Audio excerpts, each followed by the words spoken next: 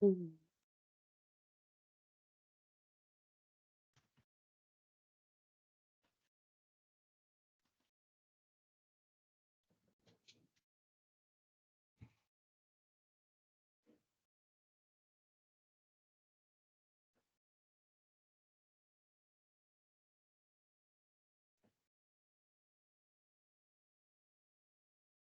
Chair, when you are ready, so will we.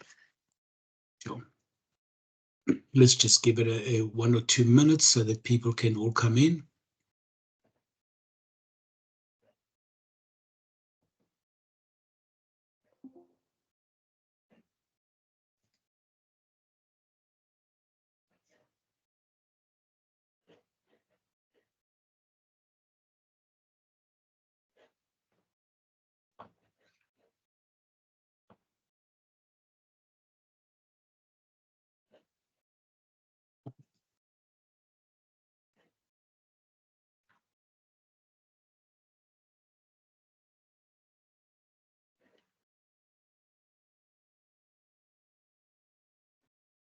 I think I'm going to start. It's already 2 minutes past. First of all, welcome everyone and thank you for everyone who has joined us for this call. For those who don't know me, I'm Vitor Ferrao, the chair of the SAMED Code Committee, and I'm joined by other representatives of the Code Committee as well as staff from the SAMED Secretariat. For those of you who are not familiar, SAMED is an industry body for medical technology companies in South Africa and are custodian of the Medical Device Code of Ethical Marketing and Business Practice, which govern interactions between signatories and their customers, namely healthcare providers and professionals. Just a few formalities that I would like to share with you before we start. This session is being recorded and by participating, you consent to the recording thereof. SAMED has a set of values for engaging with stakeholders and with each other, and we ask that you please keep these in mind during this engagement. Please note the disclaimers around conflict of interest and competition law. We have outlined some of the competition do's and don'ts for you to keep in mind during the session. And we encourage you to ask questions, but we ask that you either put them on the chat, on the Q&A, or raise your hand and I will call you to speak. We will take questions after each presentation. However, if after the session you still have questions, please reach out to the SAMED Secretariat, who is always willing to assist. So not taking time, let's go to our very first speaker and our very first topic, which is the ethical Medtech CVS. In recent discussions with ethical Medtech CVS and the presidents of HCP societies, it's come to our light that PCOs and healthcare professional societies many at times be unclear with what are the do's and the ethical medical CVS, how does it apply? And when it doesn't apply, and the criteria in which the decision is made. This has been causing confusion all around. We aim to get clarity on this matter and smooth the way for the CVS, doctor societies, the members, and the Congress organizers. We are joined by Donna Ong. Donna is a compliance consultant who's joined the CVS compliance team in 2023 as the CVS compliance officer. She supports the CVS assignment and leads the project about the new CVS system. Donna holds a master's in business management from the University Católica de Louvain. She has 15 years experience in risk management and more specifically over 10 years experience in pharmaceutical industry. She was the compliance lead for an American pharmaceutical company for 8 years with a focus on Benelux. So I'm pleased to hand it over to Donna, and I want to thank Donna for making the time available to address us. Donna, the floor is yours. Thank you. Thank you, Vitor. Good afternoon, everyone. I'm going to share my screen, and please tell me, confirm you can see my screen.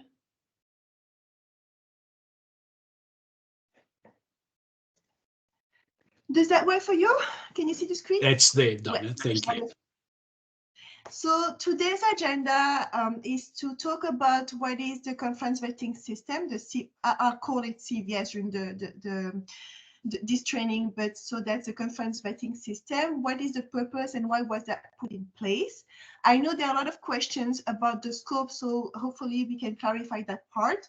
I will also explain what is the methodology that we use to assess events that are in scope of CVS. And I call it the 6 assessment criteria because we have 6 criteria that we check. There will be, I think there'll be a very short reminder about how to submit an event, and then hopefully some time for some questions on your site.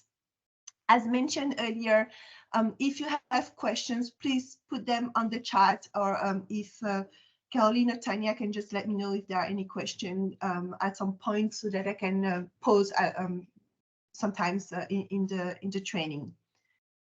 So about the purpose and the rationale, as you know, we and as PCOs, you're organizing educational events that are targeting HCPs on a regular basis, and those events are being sponsored by pharmaceutical companies or medical device companies. So there are funds, financial support that are being provided by the industry, what I would call the industry also during the training, so by the pharma companies and by Medtech companies. So those funds are being used to train, to educate the HCPs.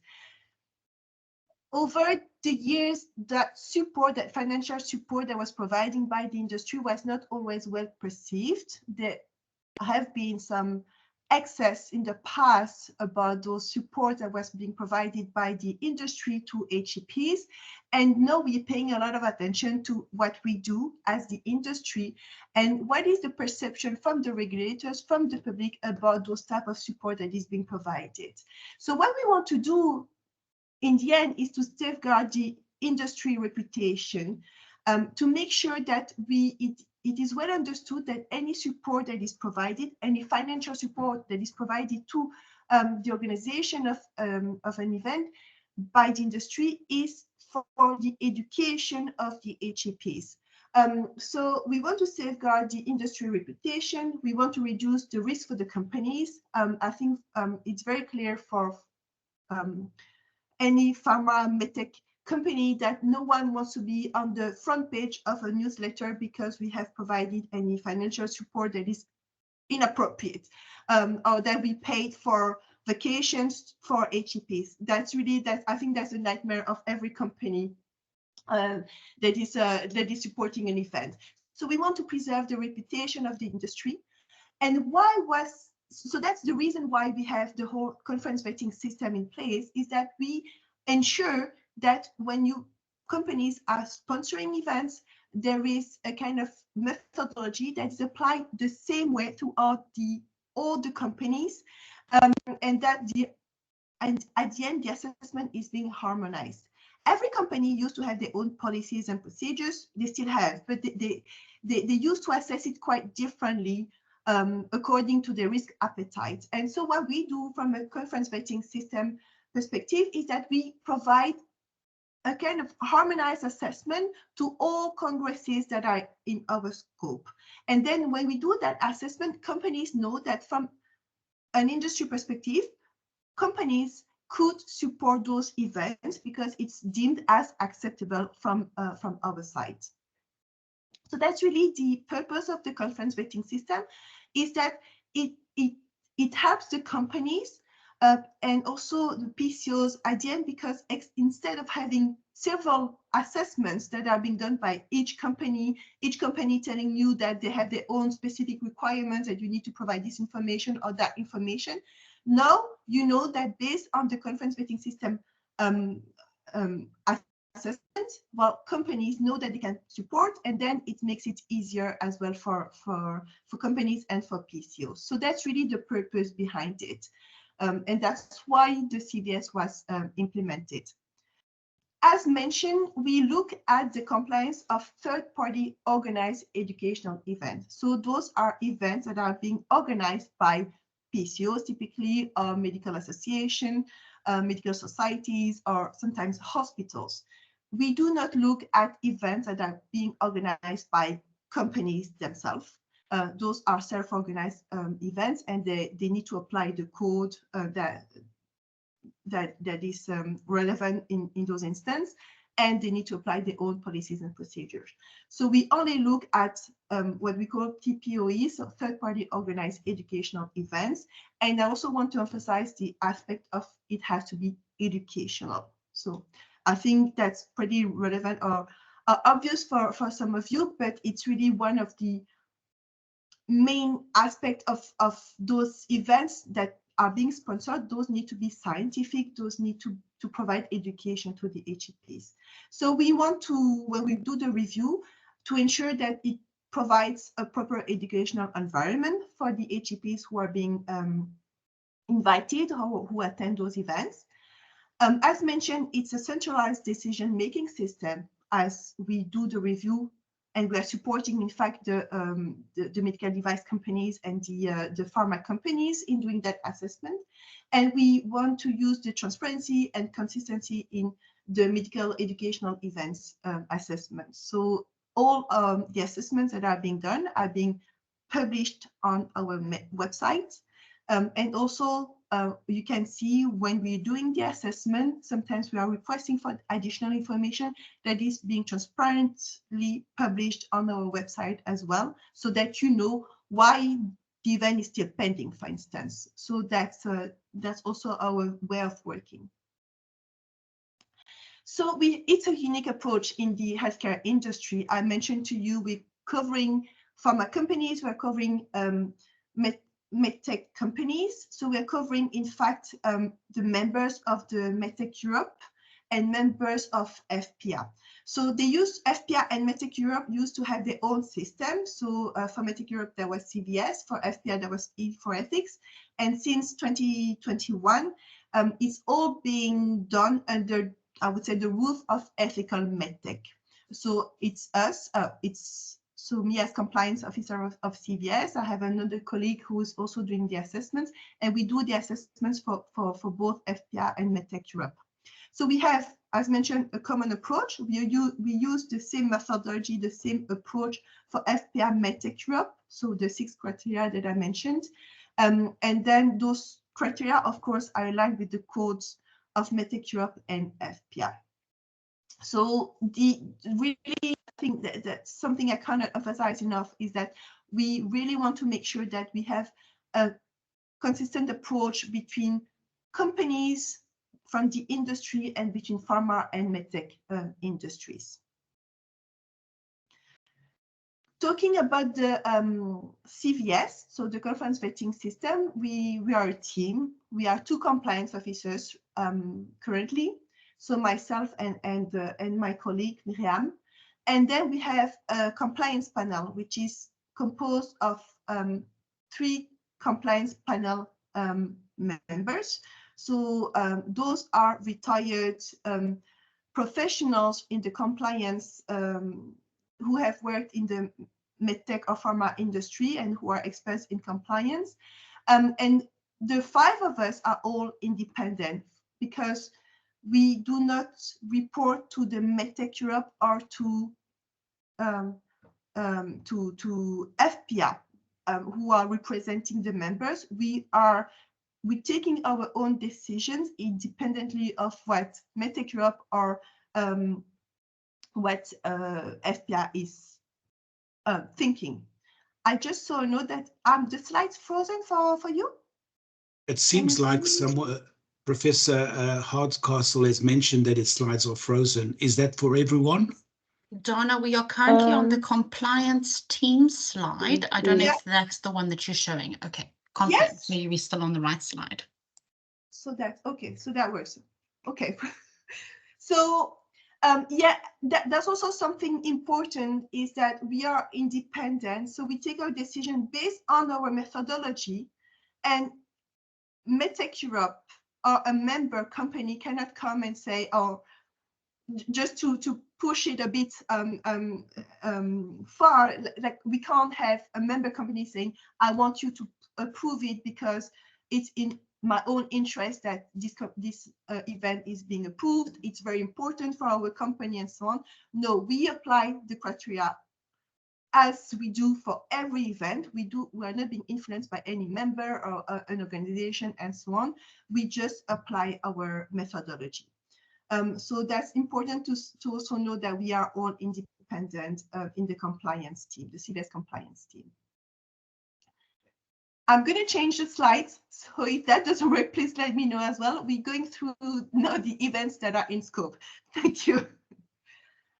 So I know there are a lot of questions about the events that are in scope, and something that I really wanted to emphasize with during this training with you is that national events are out of scope, meaning that South African events do not need to be reviewed by the CVS team. And I know, and that's something that needs to be also emphasized to the members. It seems that some members still request events to be submitted to CVS, even though those are national events. And then we start the assessment, and then at some point, after spending, after starting the assessment, we kind of wonder, oh, is that really an event that is impacting any international HEPs? And then we realize that in fact it's a national event. So those ones do not need to be submitted in our system, do not need to be in our calendar. National events, we don't look at that, we don't need to look at that. So I really want to emphasize that. And I know there are many PCOs that are here on the call, but members, companies, we want to also refresh that. We do not look at national events, and I mean, the criteria are different if you look at a national event versus an international event. So as mentioned, we focus on international events, meaning when you have HEPs coming from several countries, at least 2 countries who attend that specific event. We had, and that's something I want to mention, even though it's not reflected yet, but we have been through a whole exercise of reviewing the criteria that we work on, that we base our methodology on. And in terms of what is national, international, we want to take into account the intent in terms of who is being invited at the event. So what happens, you have a national event, South African events, and it happens that one HEP from Zimbabwe is going to attend the event. He was not invited, but he decided to come and attend the event. It's still going to be considered as a national event because the intention is still to have a national one. Versus, but please pay attention to that because we have a lot of debates and we're really trying to find a way to make that distinction. However, if you invite proactively HEPs from different countries, that's going to be considered as an international event. So we make that difference. Also in the practice, if you realize that you have a South African event, so a national event, and then you realize that every year or the year before there were neighboring countries, HEPs who wanted to attend it and who keep coming, and you then invite them because they were there the last time, and you invite them, it's becoming international. We have some instances of national, especially in the United Kingdom, because those are in English.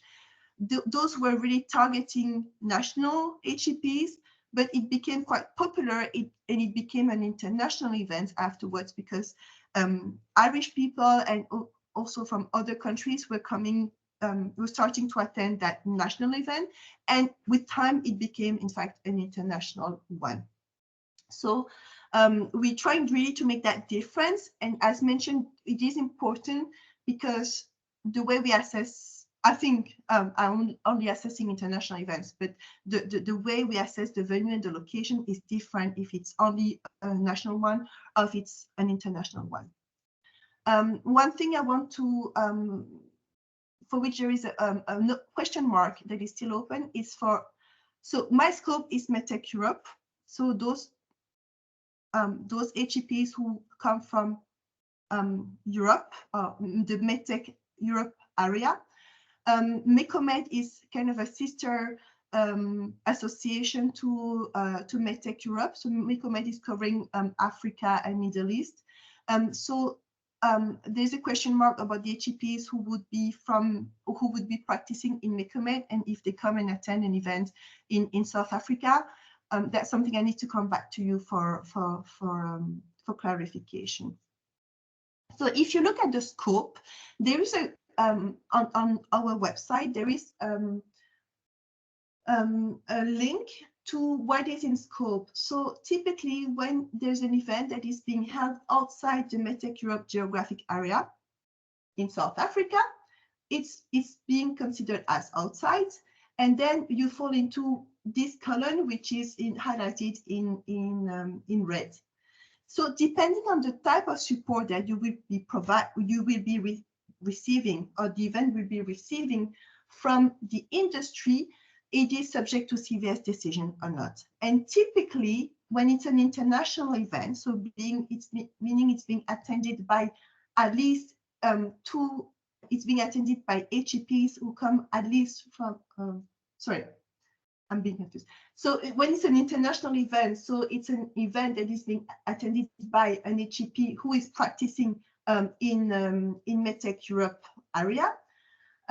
There is one instance when the event is subject to CVS decision. It's when there is a grant that is being provided for a European HCP, and I'm saying European HCP in a sense that an HCP who's practicing in a Medtech Europe geographic area, who is going to attend that conference. So you have your own event in South Africa, but then a member company wants to send HCPs from Belgium to that event, and is providing funds to support the educational grant so that Belgian HCPs can come and fly to South Africa to attend that event. Then that makes the event subject to CVS approval. That's really that difference that we have in that instance. Should I pause here? I don't know if there are a lot of questions. There are two hands, Dana, and I'm going to ask first of all if Colette could speak, and then Prof. Hardcastle, if he could then speak then. So Colette, could you ask your question? Unmute yourself and ask, please.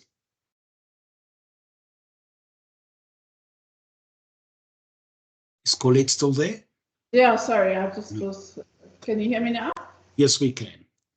Thanks. Sorry, my question I think has been answered along the lines of how many people from another country make it an international event.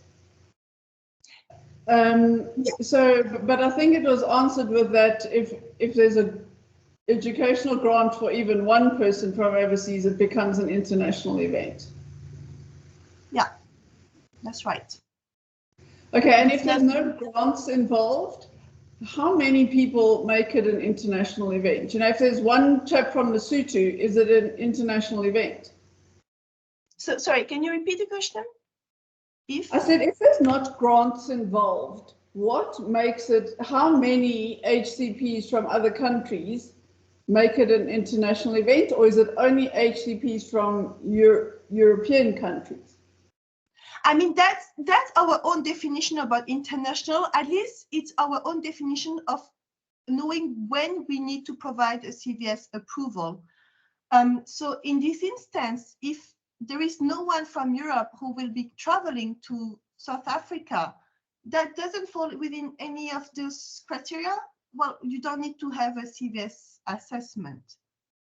Okay, because in my experience, the companies ask for that Medtech approval regardless. So, I don't know, am I allowed to mention names? Stryker, Zimmer, Johnson & Johnson. That's why we're having this meeting, if I may interject.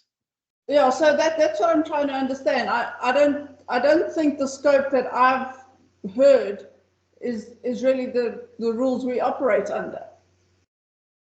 And that's why I think, and I started with this, with saying the members also will be refreshed about that, because It is when you have funds that are being provided by the industry to HCPs or to the organization of events, depending on where it takes place, then we're talking about CVS approval. I mean, if an HCP from wherever, from France or from a European country is paying for all his travel to come to South Africa, he can do it, and it's not that we can prevent it, or we can say it's not approved. I mean, you could organize an event wherever you want in South Africa, in a 5-star resort with a lot of leisure facilities, and then the industry is not sponsoring it, it's not providing any fund to it. We cannot prevent the event from taking place. No, sure. I think what's perhaps not clear to me, and sorry if I'm just being doof, but there's a difference between an educational grant or somebody who's buying an exhibition stand. And in my experience, the people who buy an exhibition stand need the UCOMED approval, not only people who are providing a grant. So if you look at here, if you want to purchase a booth at a congress that is taking place outside Medtech area, it is allowed and it's not subject to CVS decision. That's the official position. Sorry, However, I know that so it is or it is not subject. It's not subject to CVS decision. So that will be up to the companies to apply their own policies and procedures, the codes that apply to them, to decide whether they could or not attend the event. What I can tell you is that if an event is being deemed as not compliant, there is a high chance, even if they don't attend, or even if there is no educational grant that is being provided, there is a high chance that the company would not put a booth either, because it's deemed not compliant. Correct. So that's perhaps, I mean, so in essence, we have to do the CVS approval for everything if we want trade to be part of it. So all the rules are actually not really valid, because we have to do the CVS approval for the trade to be part of the event. Paulette, I think let's ask Prof. Hardcastle to ask his question, because it might answer your question, and then we can come back to it, because on the website of the CVS is quite explicit that obviously if there's no European HCP, then there is no need for CVS. And I wanted to get Dana just to qualify, because we've had a previous meeting and some of what you've said now is not the same as what we discussed at that previous meeting. So what was said at the previous meeting was it applies to delegates, not speakers. Is that correct? Yeah. Yeah. Okay, so I'm hoping everybody is listening. If you're an invited speaker from Europe, as long as your fees and your travel is not paid by a European company, in other words, if the society is bringing you out at their own expense, it does not require CVS, correct? Yeah. Correct. So we right. do not Second thing to qualify is if the delegates who are coming are not coming company sponsored, in other words, they're coming at their own expense, even if they come from Europe, it does not need CVS, correct? Mm-hmm. Yeah. Right. And then the third point, if the trade is based in South Africa, just because their head office is in Europe does not mean you have to get CVS, correct? That depends on the company's policies and procedures. We do not look at where the company is being based and so on. We just look at where the event is taking place and where the HCPs who are passively attending the congresses come from. We don't look at the base or the headquarters of companies. Because that's what Colette is on about. That's what the companies are doing. The companies are saying, oh, my head office is in Europe, so you must go via CVS. And that should not be the case. If it's a South African subsidiary and they're not bringing out half of their European management, it should not need to go through CVS. For me, that the fact that the company is being based, the fact that the company is being based in Europe or in South Africa doesn't make any difference. The question is, where is the event taking place? Where are the HCPs coming from? The passive delegates, so the attendees are coming from. As you mentioned, the faculty members, we do not look at that in terms of the CVS scope to identify or to specify whether it's an international or a national event.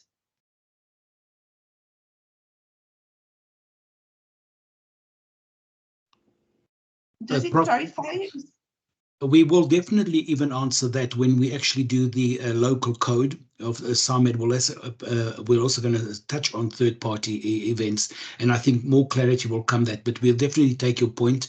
So I'd appreciate, Donna, if you could continue, and then if there's more questions coming on the Q&A, we'll definitely address them. Yeah, but I think one point that was really important is that we look at the passive delegates. That's how we have put that in the system when you submit an event. So the faculty members, the speakers, we do not look at where they come from to identify whether it's an international event and then if it's in scope.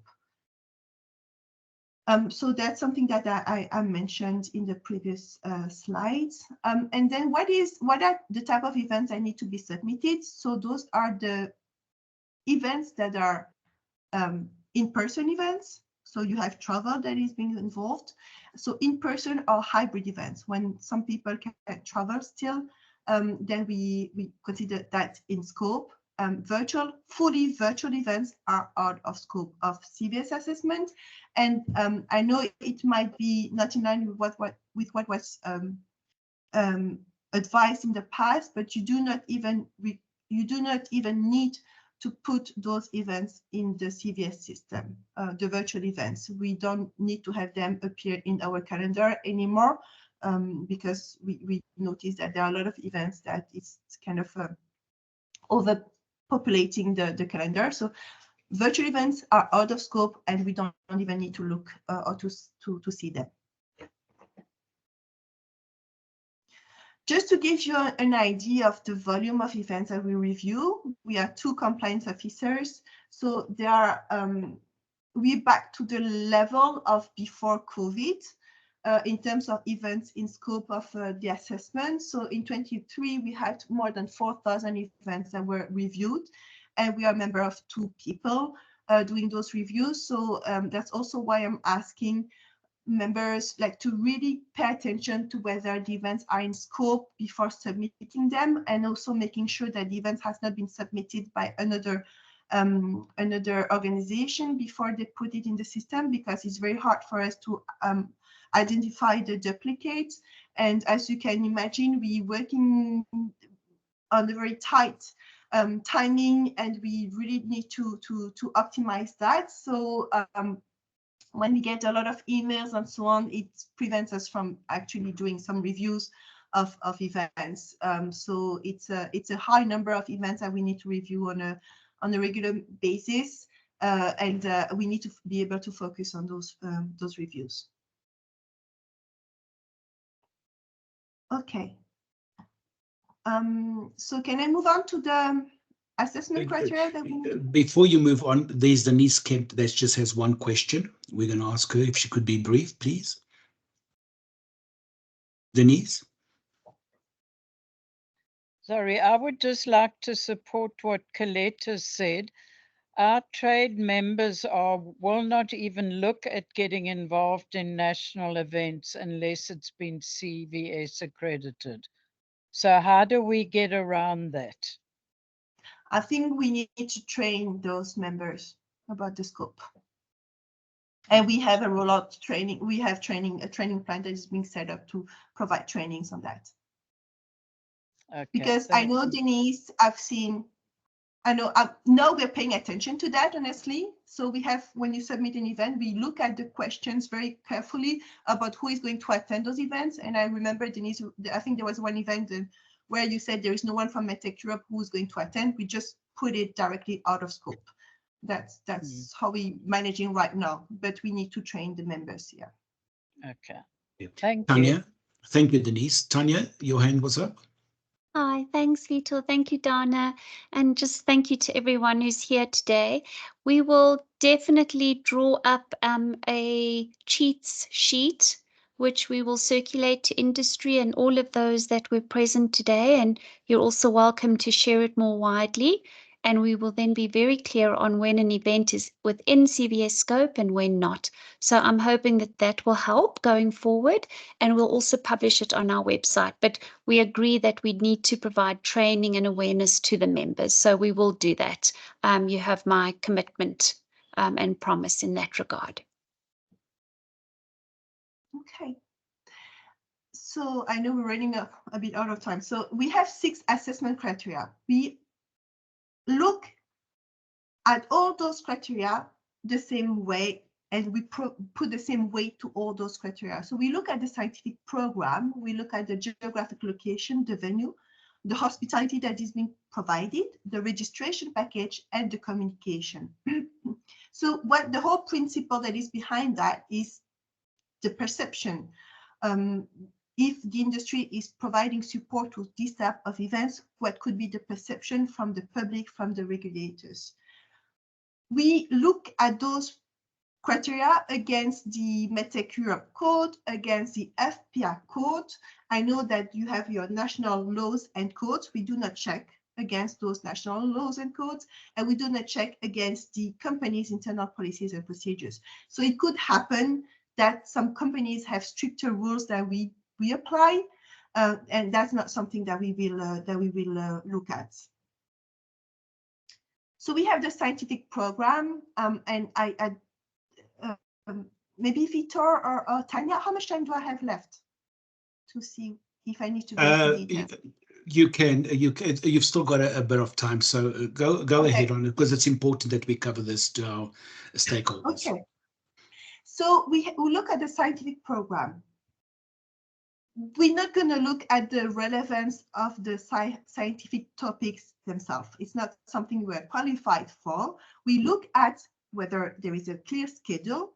Do you have gaps in your scientific program? Do you have a faculty that is being assigned to the scientific sessions? And are those serious medical subjects? What has happened, and we see it on a regular basis, our scientific program in some venues or locations that seem to be acceptable, even though sometimes it could be touristic, like in Paris. And then you have a one afternoon free during the Congress itself. We do not accept that, because it will give the perception that we give some free time paid or supported by industry to go and do some tourism or some sightseeing. So that is not going to be accepted. When we talk about the serious medical subjects, you could have some topics that are a bit less, that are a bit more about soft skills, I would say, but it cannot be the main objective of the event, because in the scope of the CVS, we look at events that are educational, scientific educational events. So if there is a whole conference that is about presentation skills for HCPs, that's not going to be what we call a serious medical scientific event as such. So that's the type of things that we will look at when we look at the scientific program. And as mentioned, we look at whether there are gaps. We also look at the duration of the scientific program. So every day should be at least 6 hours of scientific sessions. And when I talk about scientific sessions, that means that it excludes breaks, lunches, and so on. So really look at whether there is a strong and robust program behind those scientific events. So that's about the scientific program. And as PCOs, what we ask you is to have a very clear schedule so that we can quickly look at that and see whether there are gaps, for instance, whether that's scientific sessions, if we can make a clear distinction between the breaks and the scientific session so that we can quickly calculate whether they are the 6 hours of scientific session, and so on and so on. So that will be really helpful for us. About the geographic location, what is the topic? What is the main focus? Again, is the perception. We don't want, of course, the regulators or the public to think that we're paying vacations for HCPs through educational events. So the geographic location should not be the main attraction of the conference. It has to be near or in a city which is considered as a scientific or a business center, so where you can facilitate, you can have knowledge that is being shared during those events. We pay attention to the time of the year where the event is taking, when the event is taking place. Of course, that applies more for Europe, but we wouldn't allow an event taking place on the beach during summer season. The location has to be central and easy of access. And that's also why I want to emphasize that it's important to make the difference between an international event and a national event. We look at where the passive delegates are coming from, so the one who are attending the event, and it has to be central to them. So typically, and I'm really pushing it far to give you examples of, I hope not relevant events, but if you have an event that is for 100 HEPs and 60 of those HEPs are coming from Europe, we wouldn't expect those type of events to take place in South Africa. That wouldn't be, that wouldn't qualify as a central location and easy of access for these HEPs if everyone is coming from abroad. So that's really the idea. And that makes the difference between national and international events. I mean, the ease of access for an international event with European HEPs would mean a city where you have an international airport, for instance. For a national event, those are different criteria. We have events that are national, and then people will just drive to have access to those events, and that's not the same as an international one where you need to have an international airport or an international train station that is nearby. So we pay attention to that as well in terms of qualifying the geographic location as compliant or not. In terms of the venue, so that's a third criteria that we look at. It should be, we strongly recommend to have congress centers, business centers, commercial centers, which have, of course, the appropriate conference facilities for the event itself. We pay a lot of attention to what is the image of the venue. So if the conference facilities that has been selected is known as being a resort or a 5 stars, a luxurious venue, we fear that the perception will be negative from the public and the regulators. And some rules that have been implemented by CVS and that are in line with the code is that we do not accept spa resort hotels that have a direct beach access. We do not accept hotels that have an on-site casino that is part of the hotel itself. Hotels with golf, where we could give the perception that the HEPs will attend the conference and then they'll have 1 hour break and then they'll go for golf. That will not be accepted. On the cruise ship, that's not going to be considered as a commercial or a business center. And then museums, we had a lot of debates about museums because in certain instances where you have a museum that is not iconic, not the main attraction, and then they sometimes have developed their own conference facilities to kind of develop their business and to be able to generate some other revenues. So some museums, when they have a separate entrance and HEPs cannot have access to the museum and to the exhibition themselves, that could be deemed as compliant as conference facilities. So that is for the venues that we have also some criteria that we apply typically. We have a lot of questions, especially for European countries, about the 5 stars hotels. Are they allowed? Are they not allowed? Why aren't they forbidden? Why isn't there clear rules that all 5 stars hotels should be forbidden, and so on? We know that the rating system is very different from country to country, or from region to region. And because the scope of Medtech Europe in terms of reviewing events is broad, is worldwide, except Middle East and some countries from Africa, we cannot apply a strict rule of saying all 5 stars hotels are forbidden. So we it's not forbidden, so it's 5 stars would be allowed. Of course, we still look at the image of the hotel for the public. So is it a luxurious hotel? Is it a resort hotel, a 5-star resort hotel? There's a high chance that it's not going to be approved.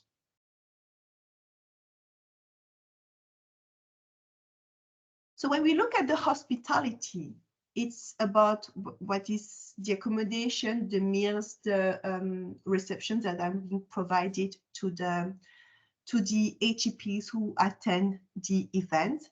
We make the difference between hospitality and entertainment. I think when an HCP is going to an event and is being provided coffee at coffee breaks or lunches, it's most of the time reasonable and it's acceptable. We make the difference with entertainment. When they go, they have a networking event, and then they have a concert that is being provided and organized by the PCO, and then directly or indirectly funded by the industry.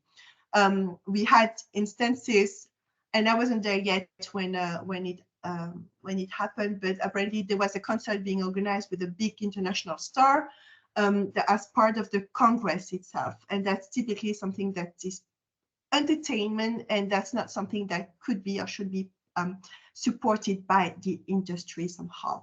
So we make that difference. So just to clarify on this instance, modest and reasonable hospitality, such as coffee breaks, lunches, reasonable dinner, are acceptable. Entertainment, live music, concert, live shows, etc., are considered as entertainment, and those cannot be funded by the industry.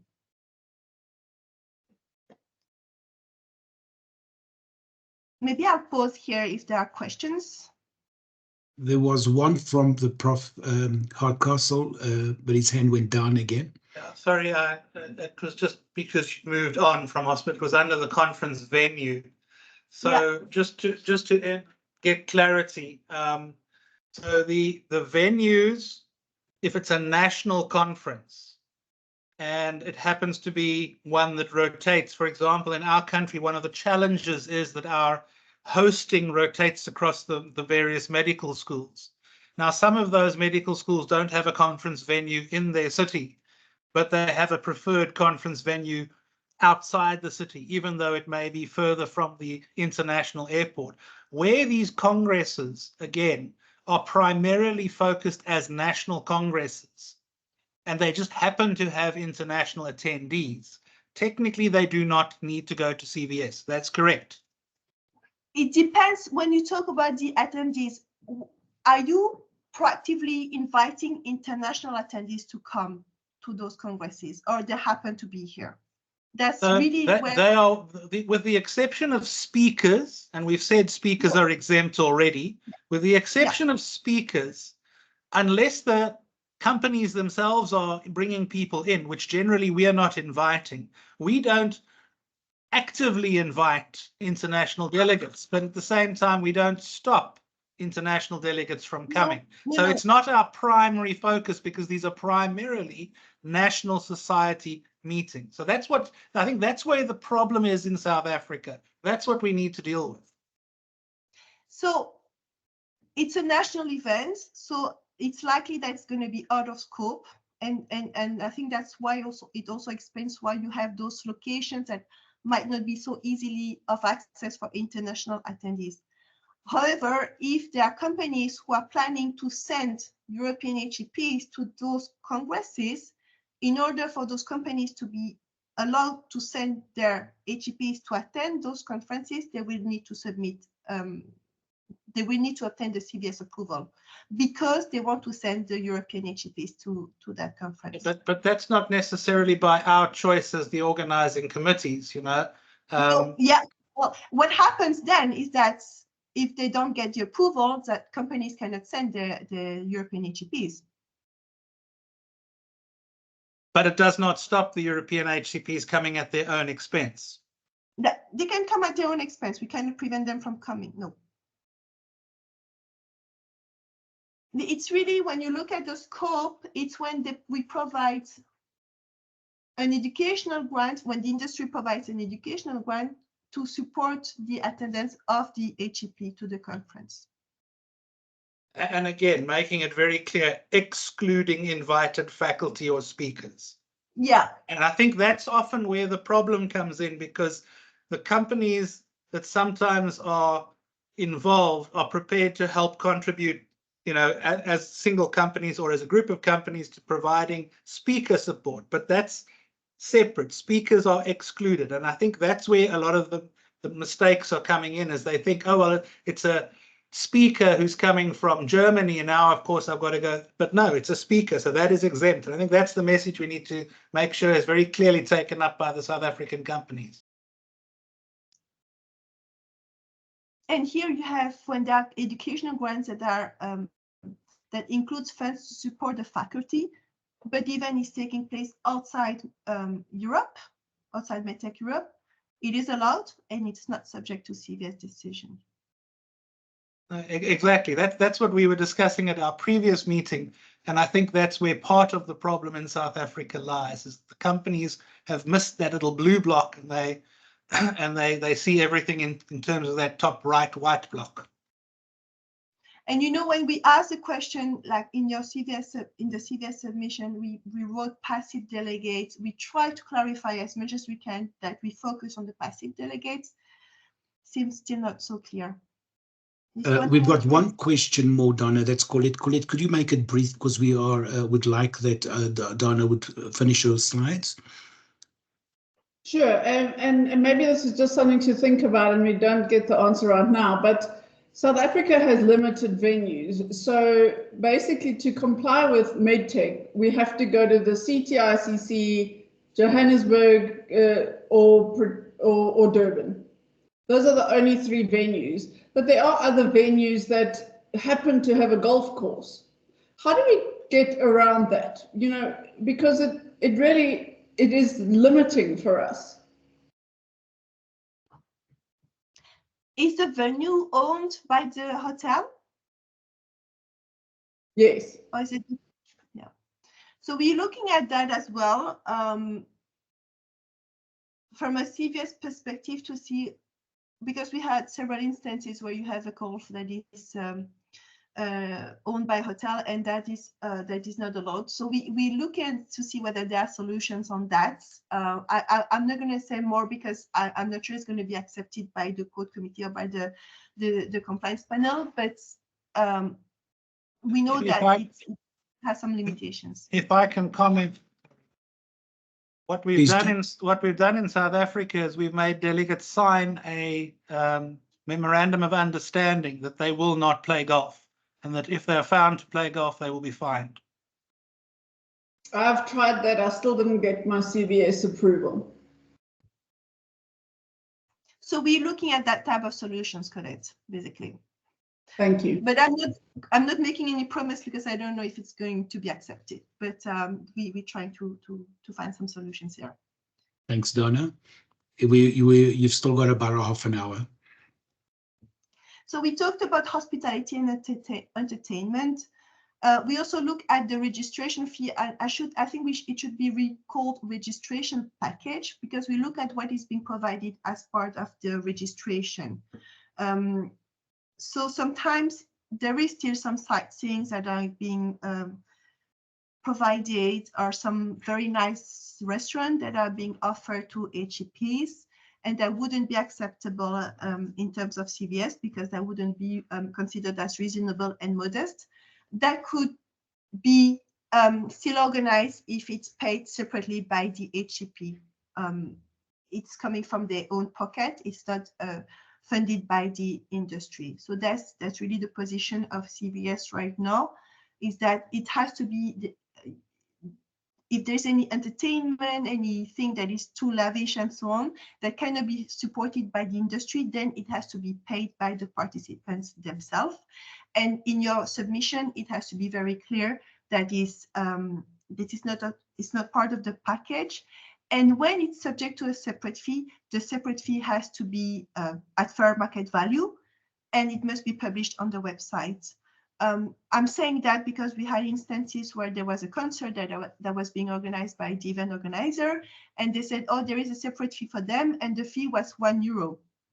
It's not fair market value, because that's not the price that you would pay for it as a public, for instance, and so it will still look like the industry is funding those type of entertainment. So that's the thing, it has to be at fair market value, and also the fee that has to be paid has to be published on the website, so that it's also clear and transparent to the public that it's not being offered or funded by the industry. And then we look at the communication. That's the last criteria. We look at the communication that is around the event itself, meaning most of the time the websites for the medical congress, or the leaflets that are being sent or provided to the target audience. Those websites should focus on the scientific purpose of the event, and it shouldn't like look as a touristic guide to go to that certain location because it's nice and it's the right time of the year to go to. It should really give the impression, it should really focus on why would you go to that event is because of the robust scientific program that is behind. So we don't accept communication that really focuses on the geographic location, that mention all the time about the touristic tours that you can do, that have too much reference to entertainment. For instance, I had one recently about a congress taking place. I'm sorry, I'm not good at rugby, but I think it was in France. And then they were saying in the welcome letters that our event is going to take place during the Rugby World Cup, so please come. That's not appropriate because it's not referencing or it's not motivating the HCPs to come to the Congress because of the program, but rather for external entertainment purposes. So basically, we recommend not to mention too much about the geographic location. It can be, you can have a picture of a landmark of where the event is taking place so that, you know, the HCPs understand directly that the event is going to take place in Paris, for instance, very easy with the Eiffel Towers, that's acceptable. But then if you start adding that, okay, there are the Olympic Games this summer, please come and you can go to the event and at the same time benefit from going to any official games that is taking place at the same time. That's not what we want, the image that we want to convey when we support the medical congresses. You can have some references to the geographic location, but for sure that cannot be on the homepage of the event. That really cannot appear as the main motivation for HCPs to come to the Congress. So those are about the 6 criteria that we look at. And also from a PCO perspective, that's also why it's important that we have the right link to the Congress. And if there is any leaflet that is also being developed for that specific event, that it needs to be uploaded also in your submission. All right. So I'm going to move on to the CVS submission. If there are no questions about the criteria. So I just wanted to just sum up also about the criteria. We don't only look at the location and the venue. So as you could see, we look at 6 criteria and we look at them also on a holistic basis. So it's not that we just look at one by one. We have assessment on an event, on a case by case as well, in a sense that we look at the overall event as such as well when we do an assessment. So it's not that we have a checklist and it's black or white every time. Sometimes we also have a perception that needs to be assessed, and that's going to depend really on the event itself. Dana, before you move on, just for a clarity purpose over here, and obviously for everyone that's listening, should then the CVS does not apply at all, and we know that it's an independent, there's no need for CVS. Does that mean then that the Medtech Europe code, the SAMED code, or the AdvaMed code, or others still apply in terms of events? So the code still apply for the events when let me. Even though a CVS is not needed. Yes, even if it's out of scope of CVS, the code may still apply. I think, and I don't know what's the scope of the South African.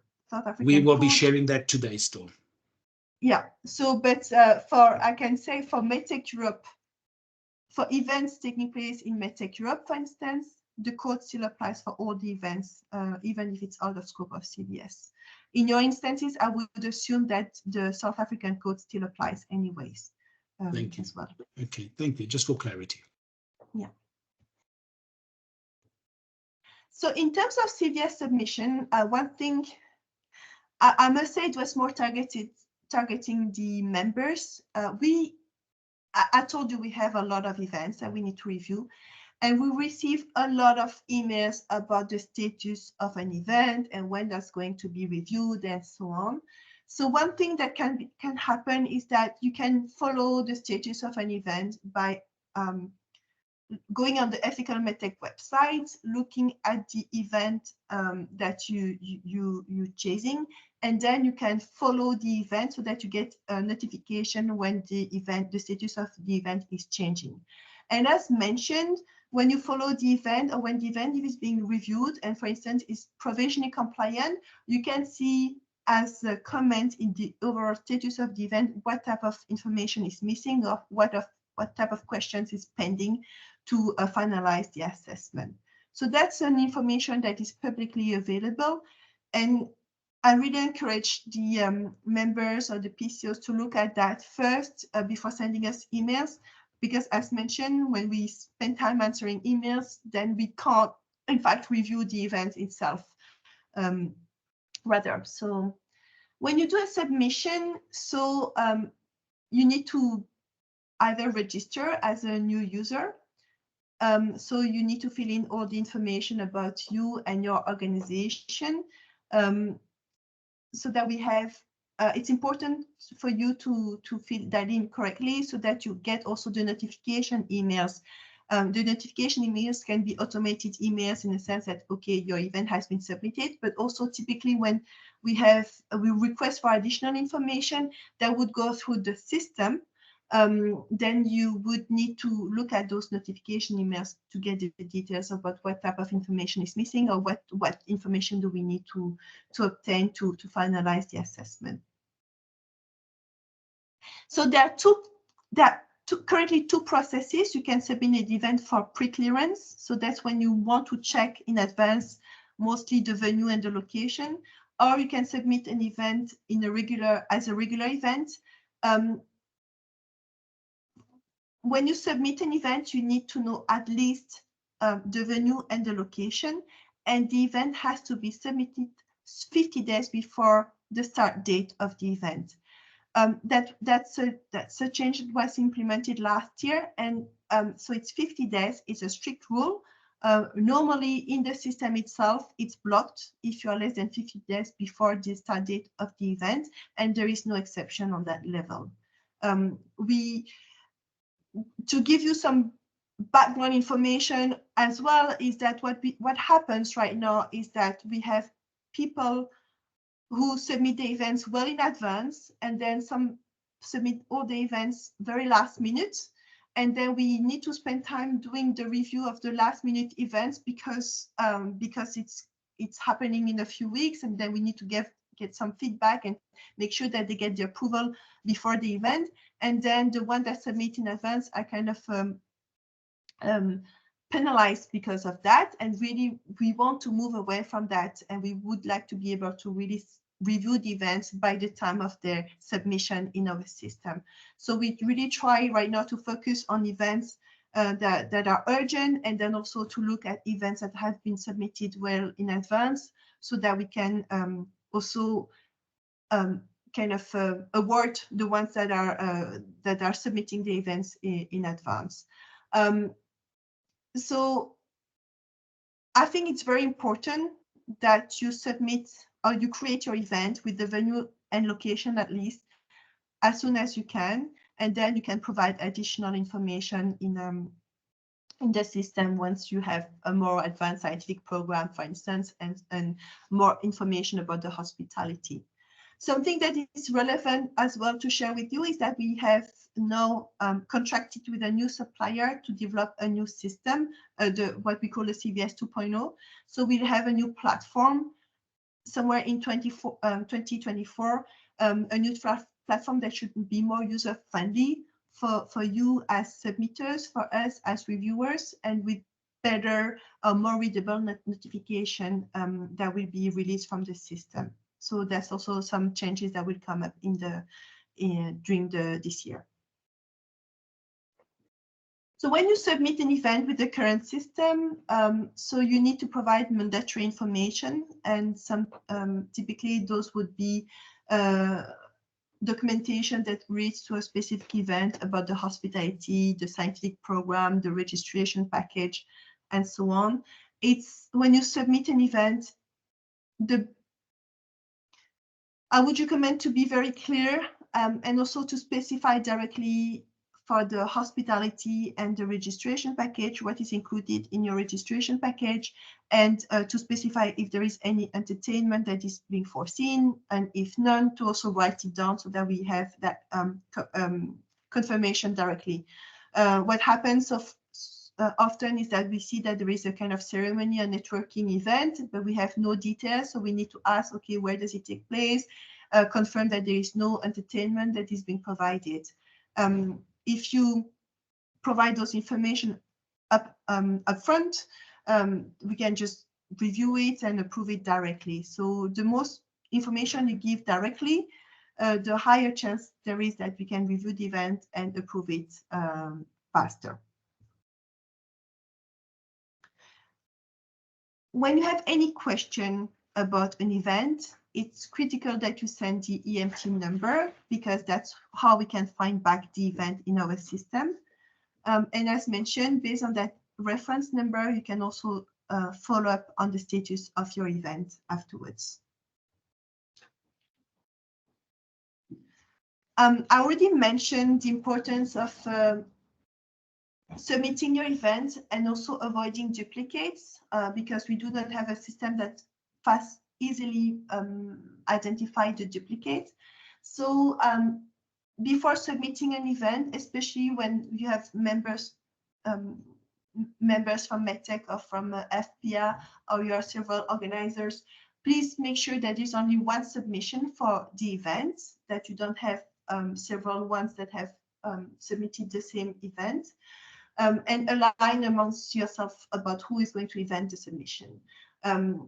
Again, if you have duplicates, it happens very regularly, is that you have duplicates and then I review one, my colleague Miriam reviews the other duplicate, and then we just do double work. That doesn't really make sense.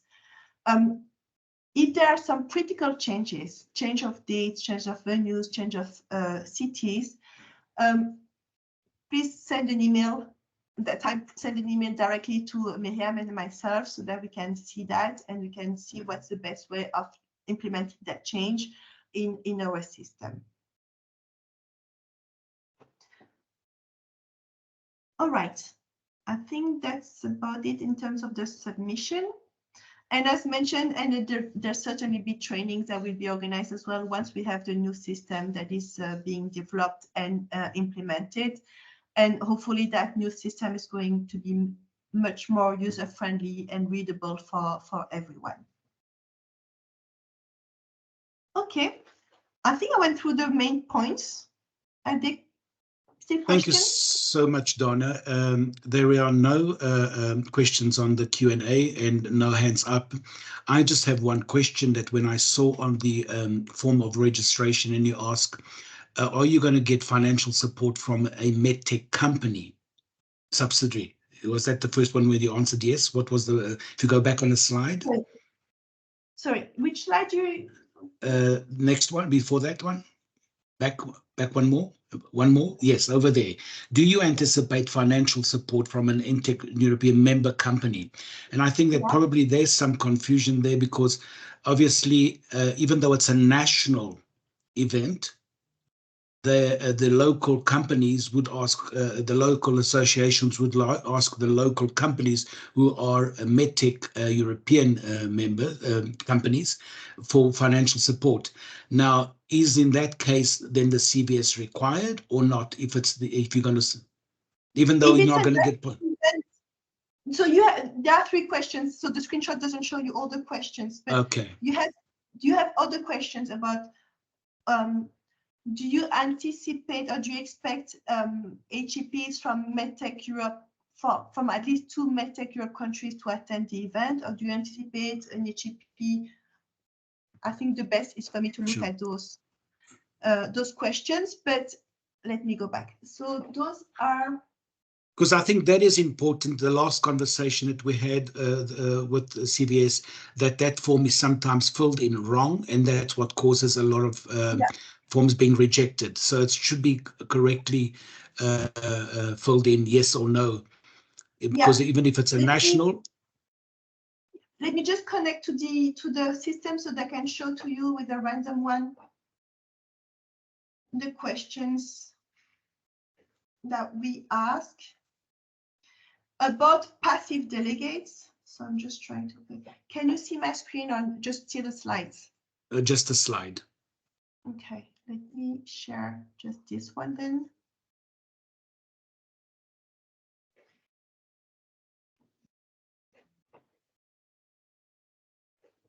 So you have a view on the CVS, yes, the conference system. Yes, so you have 5 questions here that are about the passive delegates. So we're not talking about the faculty members. Right. We're really talking about the audience. So will it be attended by HCPs who practice in Medtech Europe?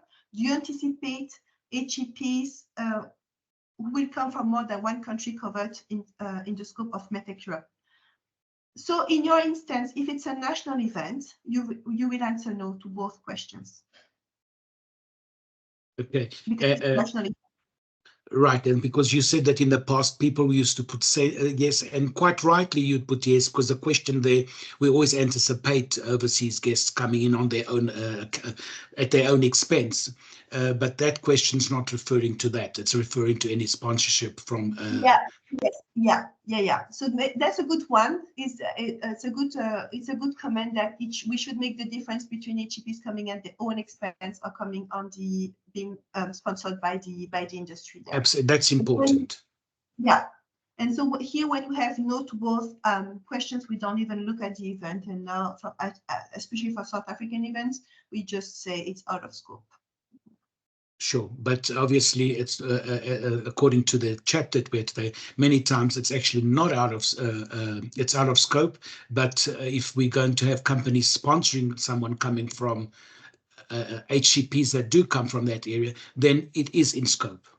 Yes, then they will need to be to obtain the CVS approval to be able to fund the HCPs to come. Sure. Thank you so much. I just wanted that clarity because I think it's so important to fill in this form correctly. Yeah. I'm writing it down so that we can cover that because we haven't, I think with the new system, we have added some questions, but maybe we need to clarify that one as well. Colette, you can ask a question. Sorry, I just want to clarify. So if we answer no to question 1 and 2, are you saying that the submission then gets kicked out and it doesn't get looked at any further? There's a high chance that we, especially for South African, because we pay attention to that, but that we will say it's out of scope. Unless, as Victoria has mentioned, there is a company that wants to sponsor a European, an HCP from Medtech Europe to that Congress specifically and needs to get the educational grant to that HCP, an educational grant to HCPs, and then that will remain in scope. But otherwise, yes. Can I just make a comment? Question 4 is probably actually the most important one because we very seldom have 500 healthcare professionals from Europe coming to the meeting, and that probably is the big qualifiers. Where's your main population? If you're getting 10 or 1 or 3 or 5, it's very difficult to say that it's a European Congress when the other 500 people are locals. So just on that one, we make the scope of events between Medtech Europe and FPR is different. For Medtech, and if you need to get support from Medtech companies, it's all events that are international, meaning at least 2 countries, 2 nationalities that are present at that conference. While for FPR, so for pharma companies, there is a scope that is much smaller. For the scope of FPR is that the conferences must be with at least 500 HCPs coming from 5 countries. So it's a difference between the 2 industries, between pharma, which has a smaller scope, and Medtech, which has a broad scope. Medtech is looking at all international events. International meaning when you have 1 nationality outside, at least 1, 2 nationalities. Sure. Thank you, Donna. So I'm still not clear. So until it gets sorted out with the trade, that the trade accept that they don't need this EUCOMED approval, we actually have to say question 1 and 2, we have to say yes for our submissions to be viewed. Is that right? The thing is, I mean, only if there is someone who is sponsored from Medtech Europe who will come and attend. But no, so I'm going back to the fact that the trade can't even pay for their booth unless they've got the EUCOMED approval. So for me to get the EUCOMED approval, I have to fill this out with an angle. Would that be the politically correct way of putting that? No, it needs to be clarified with the members, because we, as mentioned, the venue does not, or the location is not going to be assessed the same way for a national event versus an international event. Okay, but whose members? Are they not EUCOMED members? And they're not my members. I can't tell them what they need to do. So I'm asking them for money. I'm going to be very nice to them to get the money, and I'm going to do whatever they need me to do. So but I think it's not up to a PCO to tell the big device companies how to run their business.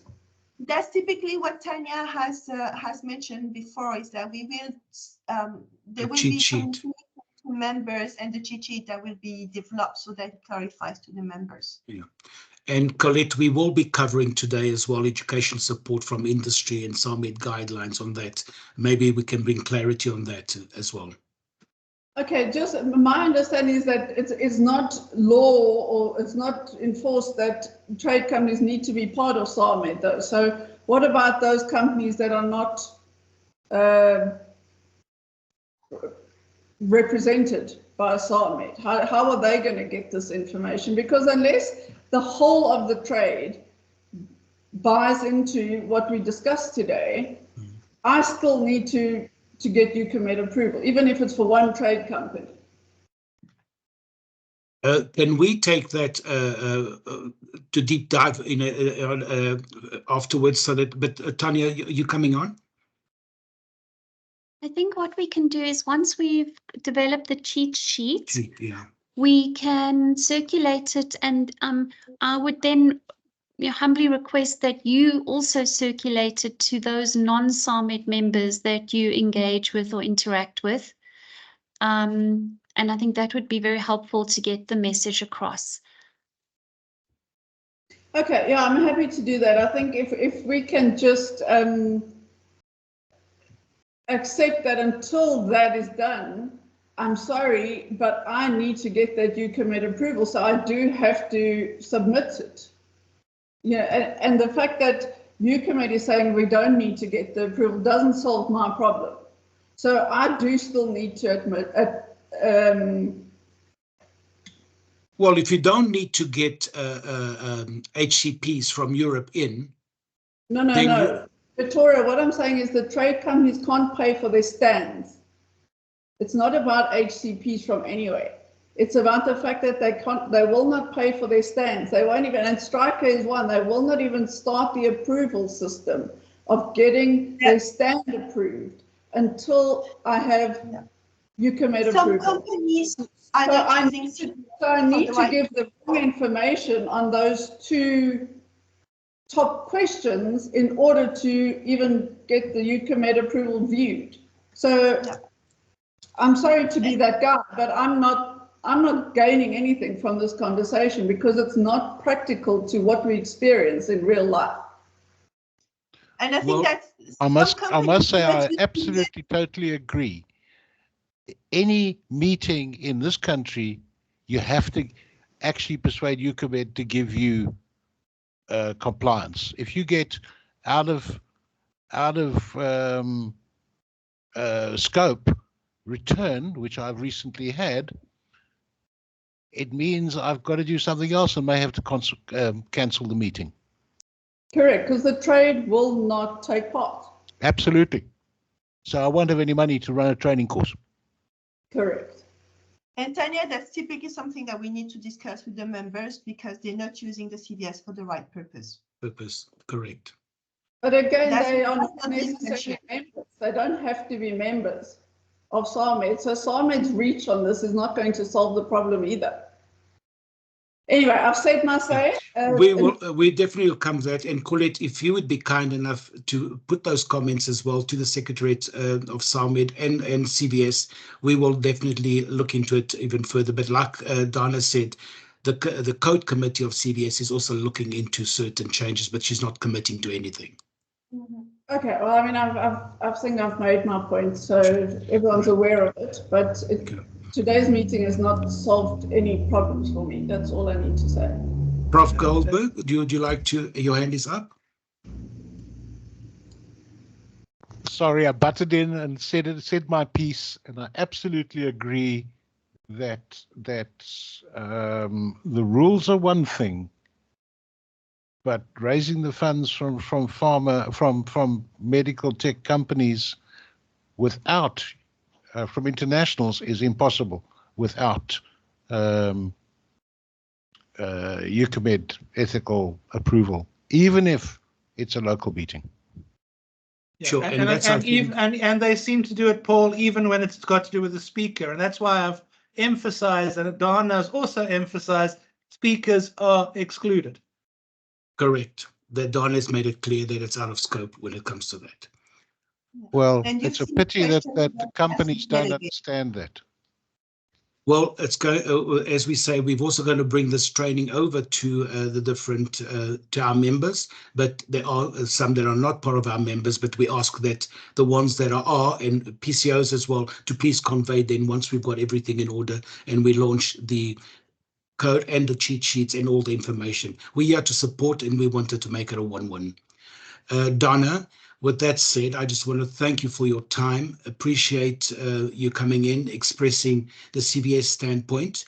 And we encourage then everyone that who still has sort of big concerns and questions to please feel free to contact the CVS for clarification or the Secretariat of SAMED. So thank you once again and appreciate your time. Bye-bye. Moving on. We are now, before we go into the medical device code, and I would ask people to really remain on because we will be touching on the educational support from industry. But we would like to give an update section that affects the PCOs and HE societies. We want to invite Mr. Michael Jordan, who is a partner in the Jordan Combreg, to address the audience. Mr. Jordan also serves as an independent ethics chair for the code. He's well respected in the area of good ethics and good governance. Michael Jordan obtains his law degree from the University of Witwatersrand and commenced practice in Johannesburg in 1969 and is a member of the King's Committee. We are so glad that we've got you once again, Michael, that you can address our audience, and we will welcome and we hand you over. Michael? Thank you very much. When I'm in America, I pronounce my name Michael Jordan and they love me. And when I'm in South Africa, I call myself Michael Jordan. So my apologies. If I was talking in America, I would not correct you. I'd just emphasize who I am. I appreciate, because I have the same issue with my surname. Good afternoon, everybody, and it's lovely to be with you all. Caroline has instructed me, and you follow Caroline's instructions to the letter, that I only have limited time, and I will keep to that time. But as I often say, when a lawyer's not being paid by the hour, there's nothing faster in a speech than a lawyer's. When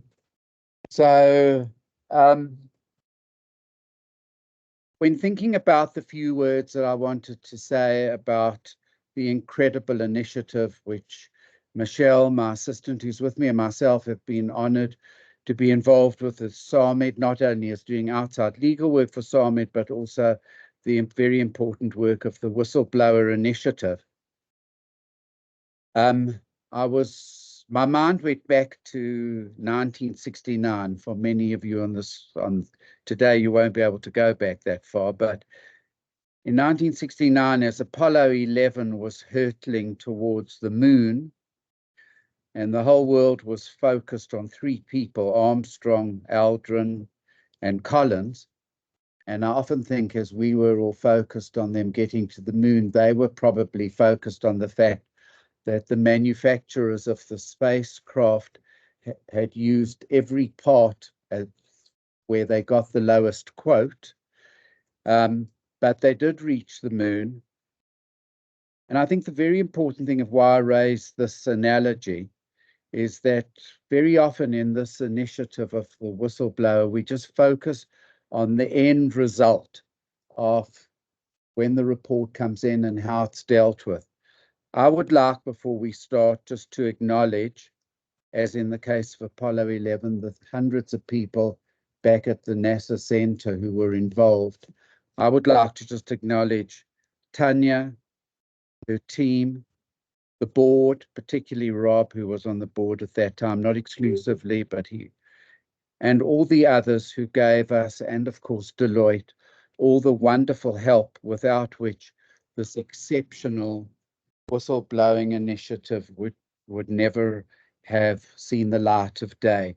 So thank you for the support, and thank you so much for wanting to go into this governance space together with us. I think I've often said when talking to SAMED that the difference between your members and the members at an organization that sells socks is that nobody dies by getting the wrong socks. And I often hope that everybody involved in the medical device chain stops for a moment and understands the critical importance of the field in which they are. Because giving the wrong device may just result in the death of the patient, but it actually results in the death of the family, the death of the people who were employed by that person, and changes the lives of everybody who was in that person's life. So every time you manufacture, you sell, you distribute, you fit, and you're part of a medical device, there's much, much more than the patient.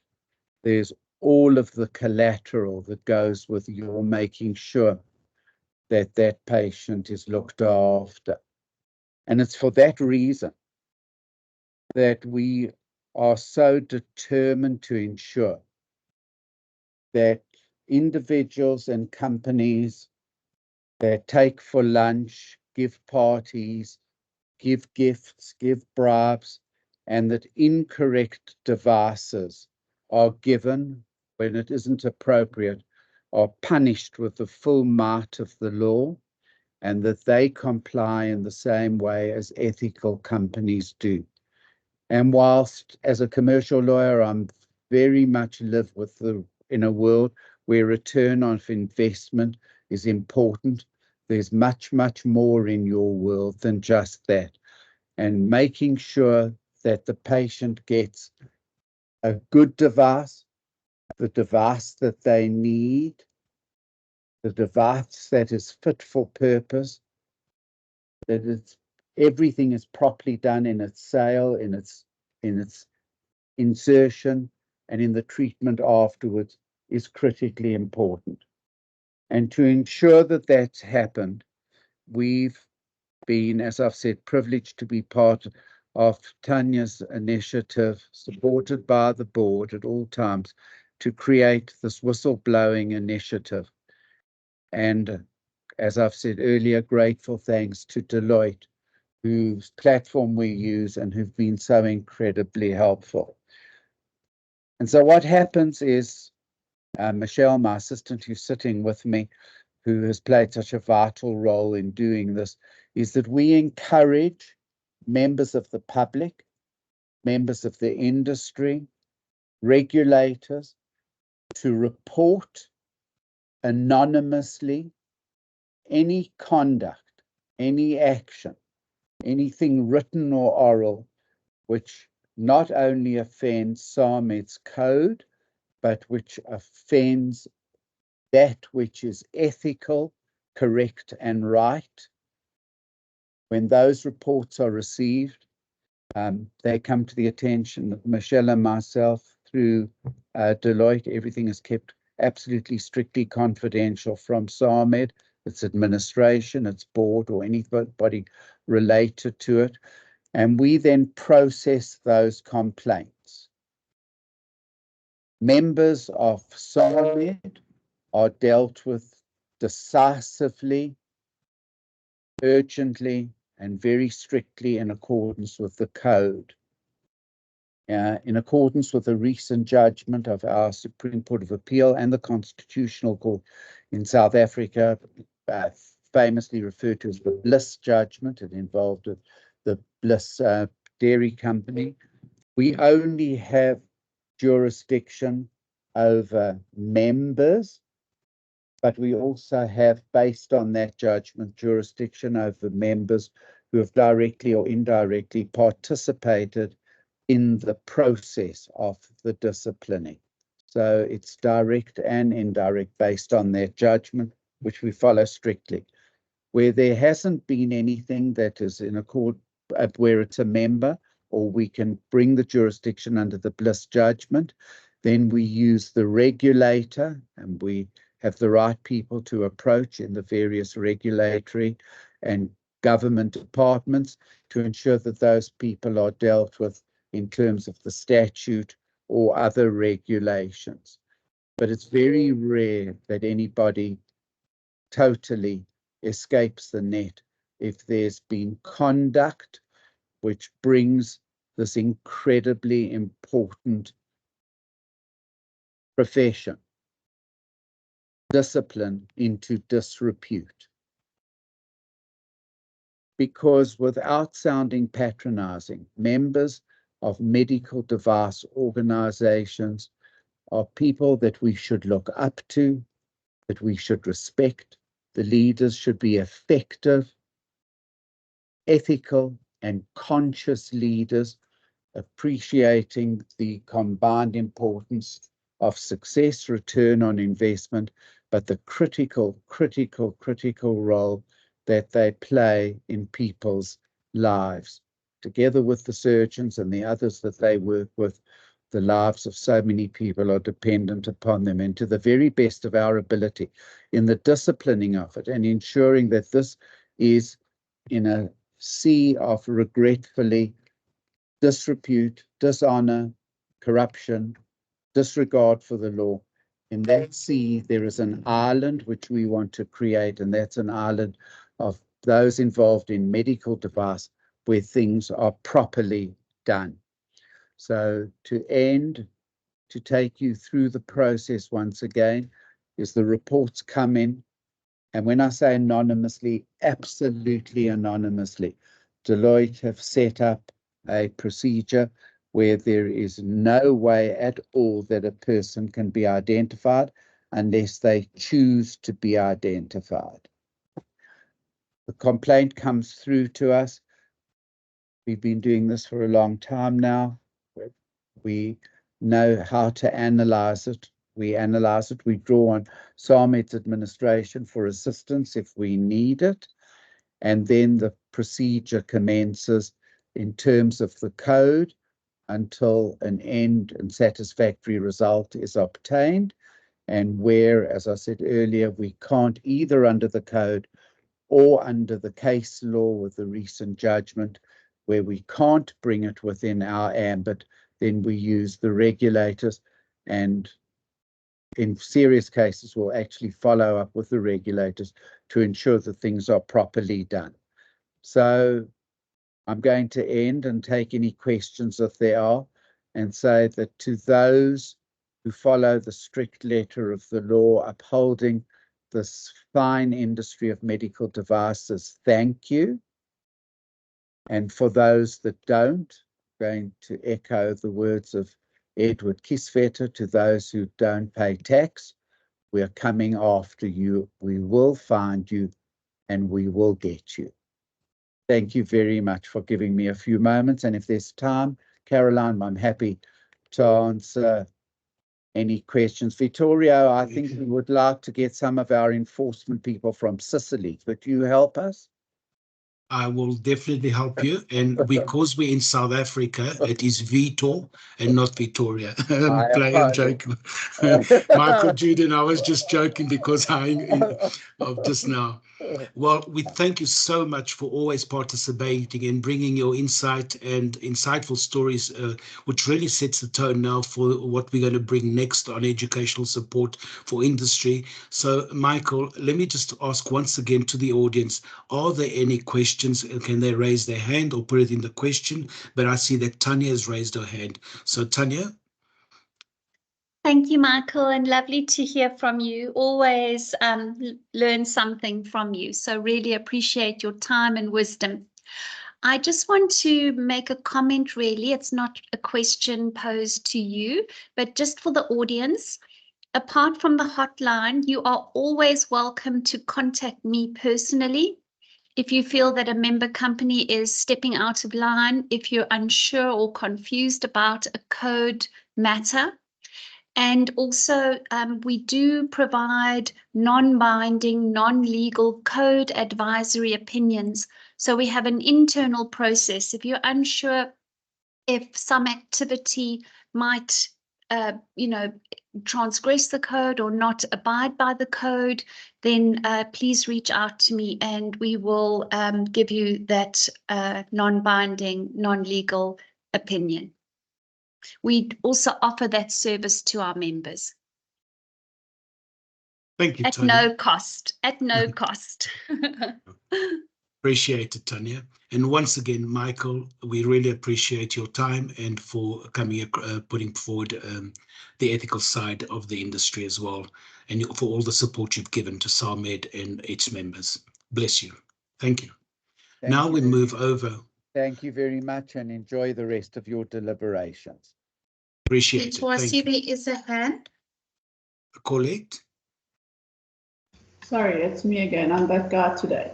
But help me understand who needs to be part of SAMED and is it optional? And if it's optional, what power does SAMED have over the trade, the whole kind of... Well, I think I'm going to ask our executive officer to answer that. She's definitely well in touch with the trade and with the regulations of the SAMED. So, Tanya, would you answer that question if possible? Sure. And Colette, please keep asking questions because these are great questions. So, SAMED is a voluntary industry association. It is not mandatory that medical device companies belong to the trade association. They voluntarily join. But one of the criteria to be a SAMED member is that you will subscribe and commit to adhering to the code, and that you will also make sure that your staff are trained. And we have a code certification test that customer-facing personnel and compliance officers have to, it's mandatory for them to do that test. By the by, that test is also available for healthcare professionals and you can earn CPD points. You're quite right, Colette. Our jurisdiction is primarily over our members. However, having said that, we have had a number of hotline reports that have involved non-members. And in such instances, Michael has referred them to the relevant authority.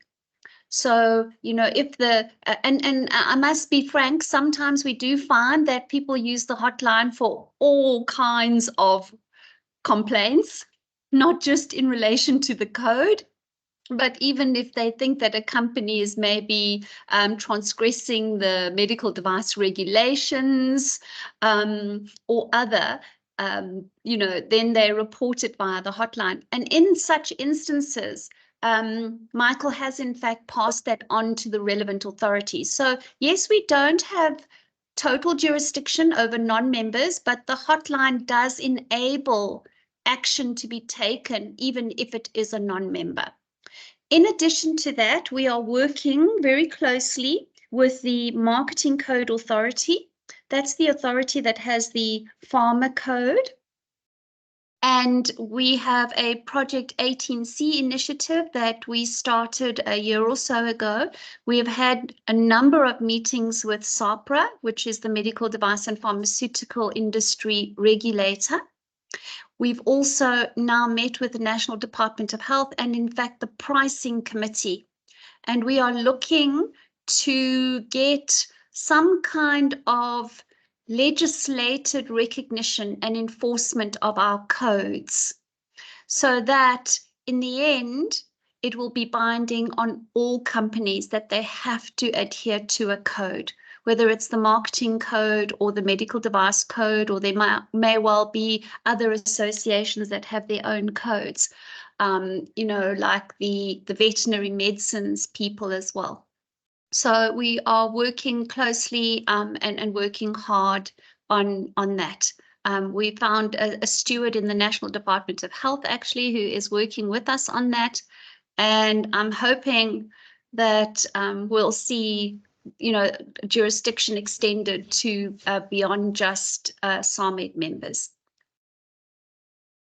Thank you, Tanya. And if I may, sorry, Vitor, SAMED is also a member of, some of you might know about this, but many don't, because I don't think it's actively advertised, although it's often reported at the National Health Summit, Annual Health Summit each year. Our president established a forum called the Presidential Health Sector Anti-Corruption Forum about 3 years ago, and SAMED is a member on the SteerCo. There are other entities there, and membership is open to any healthcare related entity.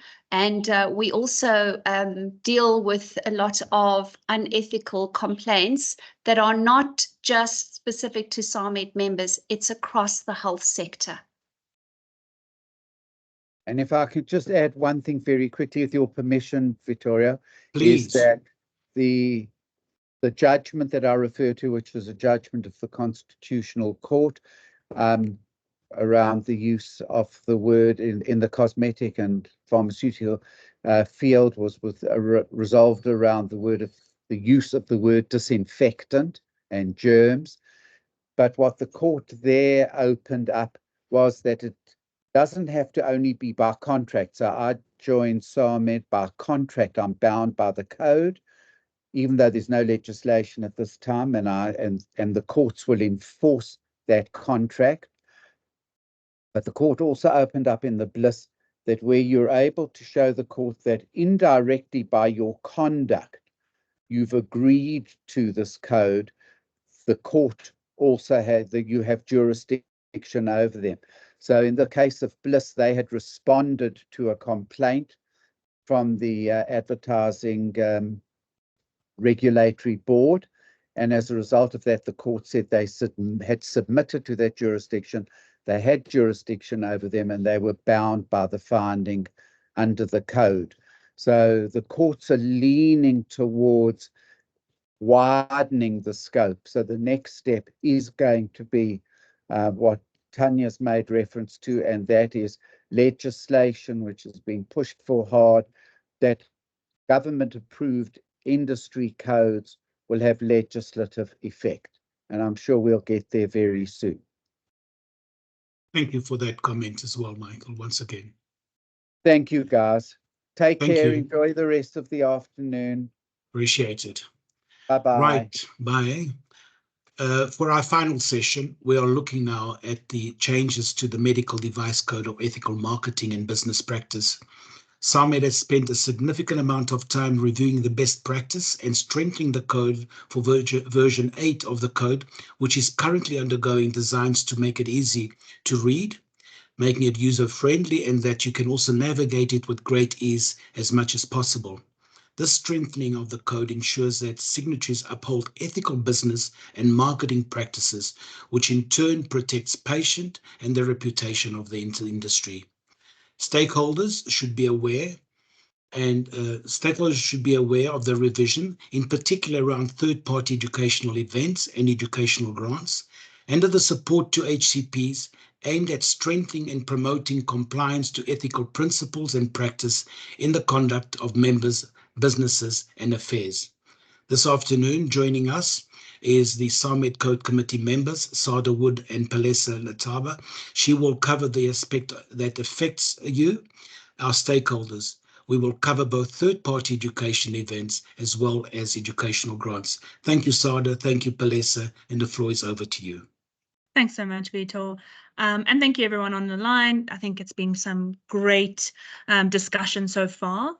I think what we're really going to cover in this session, Palesa and myself, is really some practical tips, some overarching guidance, some similarities. We always talk about our differences rather than our similarities as two, I don't want to say opposing industries, but as two different industries, right? So, and I think for us, we wanted to almost bring it together, say, okay, well, what is the similar why? What is sort of the requirements for an educational grant? How do we protect you as the societies, as the conference organizers, and how do we protect the companies?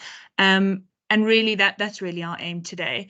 So I'm going to really start with a similar why. And we kind of wanted to look at both the Medical Device Code and the HPCSA ethical booklet. And I think what is really important, and if you can just sort of go to the next little part, is what our mission and values are, right? And how similar they are. So really, in terms of the Health Professions Council of South Africa, your ethical booklet, it's really established to provide control over education, training, registration for practicing HCPs. It sets a standard for that HCP training, the practice, and in doing so protects the public, yourselves as HCPs, if there are HCPs on the line, and by ensuring that we uphold and maintain professional and ethical standards within their profession. Similarly, the SAMED Code and the Medical Device Code has as one of its purposes to foster an industry that is socially responsible towards not only its stakeholders, but to society at large and patients, right? And it does so by ensuring the adoption and implementation by its members of ethical principles, practices in the conduct of their businesses and affairs through enforcing applicable codes of good practice.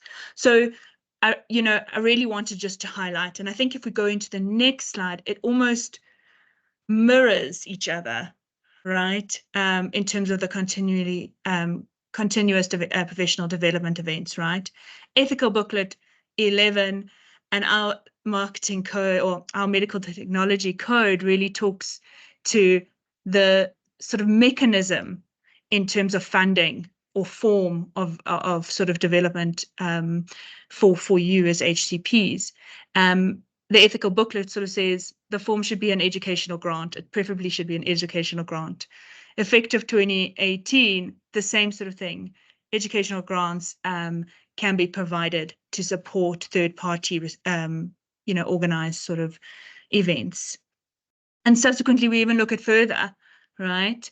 And the indirect funding really allows for the doctor societies and the organizers to really identify through a transparent selection criteria the deserving candidates of that continuing professional development, right?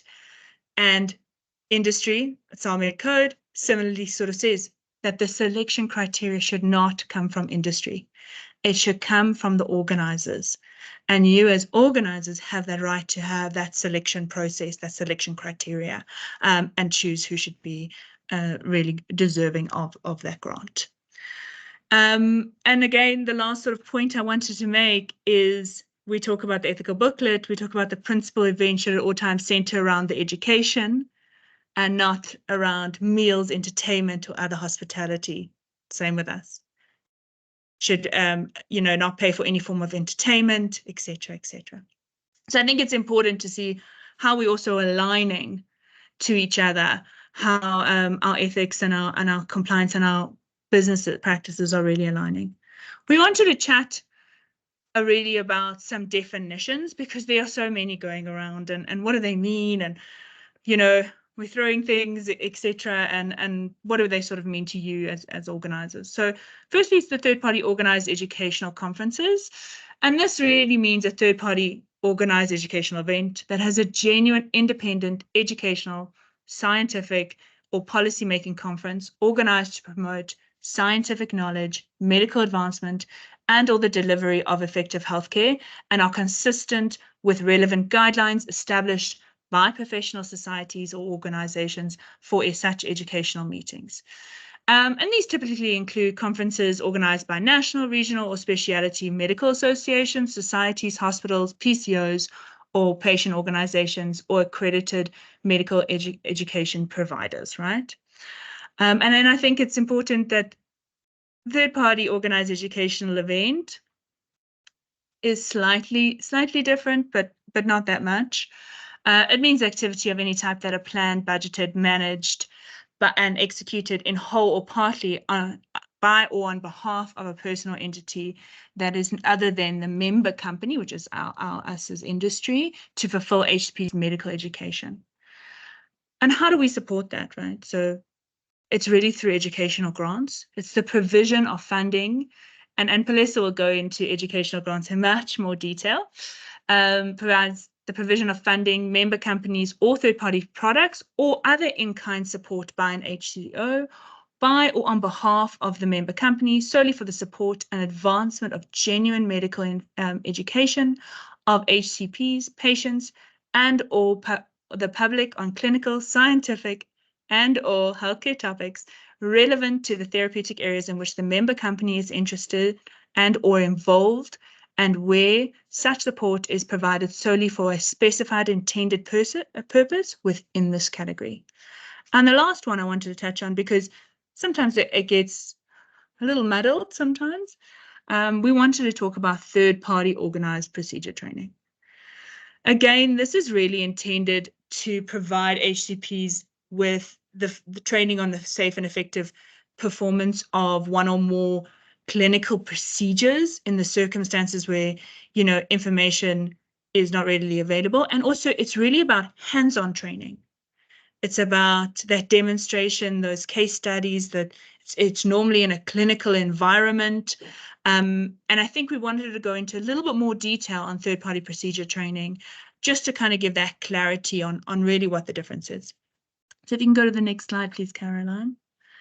Thanks. So it's important to know that under the SAMED code, member companies may support third-party procedure training, either via an educational grant or by providing financial support directly to an individual HCP to cover the cost of attending a third-party session, subject to the following criteria. Financial support, of course, must comply with the criteria of the code for actual general criteria for events, right? It needs to be scientific in nature, needs to be in a clinical setting, and that sort of thing in terms of your general criteria for events. Member companies may support HCP delegates, but not speakers. Member companies may pay for the HCP's delegates' travel, hospitality, and the registration fee. And should the participants' practical hands-on portion of the third-party training be cancelled or made virtual, the event itself would no longer qualify as a third-party procedure training. And we've even gone a step further in our new code to really say, okay, well, what do we mean by hands-on training? And I think we've almost broken down what the agenda should look like for it to really qualify. And I think if you can go to the next slide for me, Caroline. Thank you so much. So it should be at least a minimum of 2/3 of the actual program should be, sorry, a minimum of 50% should be hands-on, right? So we should see that in different forms. So theoretical can be 50% and then 50% can be hands-on. Of that hands-on, that practical session, 2/3 of that should be actually physically doing it. And other practical types of session could be streaming or demonstration of live surgeries and case study sessions related to the hands-on procedure. And that must be interactive, right? So looking at, different cases and really getting your participants to really, sort of participate in that sort of element. And this is a great guideline. It's a great sort of saying, okay, well, what are we looking at in terms of program? How do we measure it up? And how do we ensure that this is a third-party procedure training? Okay. So a little bit of a cheat sheet, maybe not completely, but a little bit of the summary of what is allowed in terms of, and what are the types of support that we are allowed to do as industry under the SAMED code in terms of the different kinds of events. So third-party organized educational conference. And this again, talking to some of the questions that came up, really talks to how we're trying to make it clearer for our members as well. I see Tim has his hand up. I don't know if you want to come in. Or just want to ask why not allowed for the faculty or the speaker? I mean, if you're running let me take the example. You're from J&J, you know about DSTC courses that we run across the country, which involve hands-on animal sessions, interactive sessions, human cadaver sessions, and so on.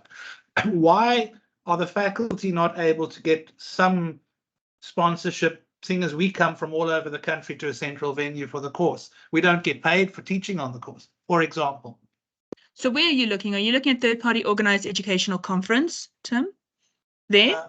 I was looking at the comment that was made earlier on the hands-on courses, because it also said not the faculty. Why not the faculty? So I don't have a problem with the decision, but I just need to now understand the why.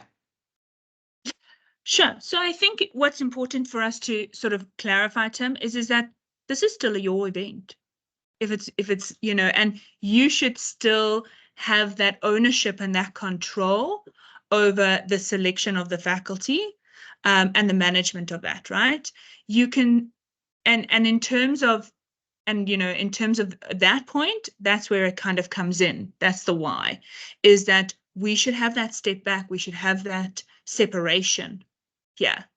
And Palesa, you can jump in at any point if you think you could add to this, but that's really where it comes from in terms of the why. Okay, so what that refers to is the company choosing the faculty rather than financially assisting for the cost of the course. Yes. Okay, so it's two different because I can see where that's going to cause confusion. Sure. I mean, I was confused already, and I've been involved in organizing these things. So would there then be a separate grant that is given to the organizers to help with overall costs that might cover those aspects? So remember, an educational grant can cover the aspects of a faculty or speaker, right? Actually coming to the conference. So your educational grant can definitely go to that, right? Getting your faculty there. Okay. Thank you. Okay, pleasure. I see there's another question from Refilwe. Yes, hi, Sarah, thank you. It's actually a follow-up on Prof. Harkas's questions about the funding of speakers. Your last point that you just made is that, the trade company can actually give, for lack of a better word, money towards the speaker that's coming. But I think I'm also still slightly confused. If I've got a speaker from Belgium which is often the case, saying, I'm aligned to trade member X and they are more than happy to pay for my travel to come through. are you saying that is not allowed, or are you saying in an event where I've got my Congress coming up, I've got Speaker X from Belgium, and I'm going to, for example, J&J, saying, J&J, I've got the speaker. Would you be able to assist with bringing them on board? So for a third-party organized educational conference, we cannot support directly at bringing that KOL over, right? That would not be allowed. We could provide an educational grant, right? That would cover that. But again, we should have no involvement in the selection of the faculty because it is really an independent Congress. Okay. All right. I'll also just add that we're also not allowed to facilitate any sort of anything else. So you can't ask us maybe to book the flights, maybe because we have a more better agency, or we can get better rates, or book the hotels, or any facilitation of that. So that's also, because that will be seen as us stepping into the realm of your process and actually being the ones taking over the actual event, which we'd like to have a nice Chinese wall around that. Yeah, no, thank you. Thanks for that. Okay. Thank you so much. Okay, so I mean, we kind of just, and I'm not going to go too much into the detail. This slide is quite self-explanatory in terms of what we're allowed and what we're not allowed. And it's very clear for third-party organized educational conferences that for a passive delegate, we are not allowed. And then obviously for, the main event for speakers, again, we're not allowed. And then obviously we've even put in third-party as well as company events, just to kind of highlight sort of what we're allowed, what we're not allowed from a company. Obviously, that's not the point of this sort of meeting, but we wanted to sort of say snapshot, what can the industry do, what can't the industry do in terms of that. Okay. I'm really going to hand it over. I think that's, yeah, I'm going to hand it over to Palesa. So I don't know if there's any last questions on the section I just covered, but I'm sure there'll be more questions for Palesa as well. But any last questions that you might have had for my section that was just covered? No? Okay, great. Thank you so much. Awesome. Over to you. Thank you, Sarah. Thank you, everybody, for joining this call today. I'm just going to speak a little bit about educational grants, the do's and don'ts, and what we're allowed to do, and basically how, our rules and our ethics and our code sort of help us to be able to provide grants and promote education within our industry in the right way. So I'm just going to speak a little bit about another how of how we do this, being educational grants, specifically how we do this and what we're allowed to do. So educational grants are fairly, self-explanatory as well. It's about providing funding or in-kind sort of grants to that we sometimes member companies will provide to PCOs or healthcare organizations and societies to advance and support, genuine medical education of HCPs, patients, and or the public on clinical, scientific, or healthcare topics relevant to therapeutics, therapeutic areas in which the member companies are involved or intend to be involved in, or which supports their overarching strategy as a member company. They're provided solely for a specified intended purpose within this category. So really, the overall purpose of providing an educational grant is to enable, industry to be able to provide good faith medical education and to enhance, HCP's clinical skills and to contribute, obviously, to patient safety, because that's the ultimate goal, right? Next slide, please. So the benefits of educational grants aren't really just, willy-nilly, but it's really to make sure that the PCO and the HCP or society has control of who are the beneficiaries of the educational grant. And that's why I just mentioned around facilitation of anything else other than, just providing, participating in the congresses or providing educational grants to third parties. So HCP beneficiaries are not, this is to ensure that they're not induced or required to sell any specific products from any specific member companies. That's why the Chinese wall has to be there, right? So we are providing the educational grant to the organizers so they can utilize it as they see fit and member companies are not seen or perceived to be inducing or, providing any sort of benefit to a specific, ACP or an ACO for any sort of untoward, reasons. It isn't always the same beneficiaries based on a company's personal preference or business objectives. So companies don't have any sort of inducement of who the beneficiaries are, where it's going, and the like, or specific HCPs.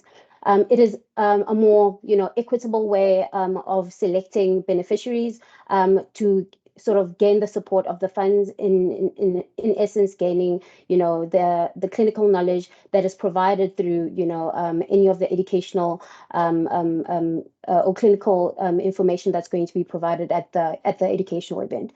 It also protects the reputations of all involved parties. So from the PCOs to the ACOs and any other of the societies, as well as the member companies, to say we are, advancing medical education, but we're doing so in the right way. And it's not because we have any other perverse intentions around that. Next slide, please.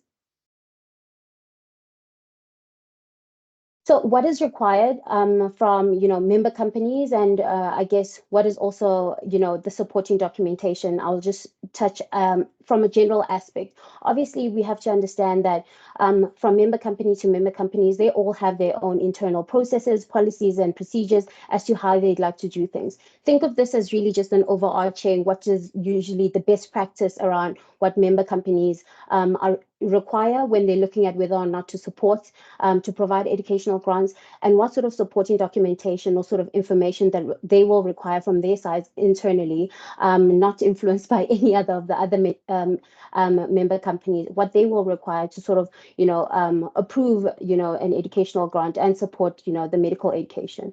So member companies may only provide educational grants in response to a written request and after the request has been assessed in an independent process. So like I said, this is really just general overview.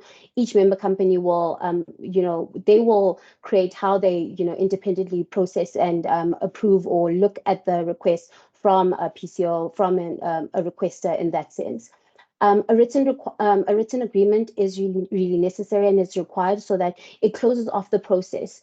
From the request all the way to the processing and the approval and the review of the educational grant to make sure that it does meet those objectives of not only the PCO providing that education, but also internally from a member company, making sure that it aligns whatever therapeutics or technology or techniques or surgical procedures that they align to provide that sort of medical education to to ACPs and the like. So it has to be documented and put in an agreement to say this is what we're providing and this is for that purpose. It's really just to make sure that everything that's agreed to and everything that's been approved is documented.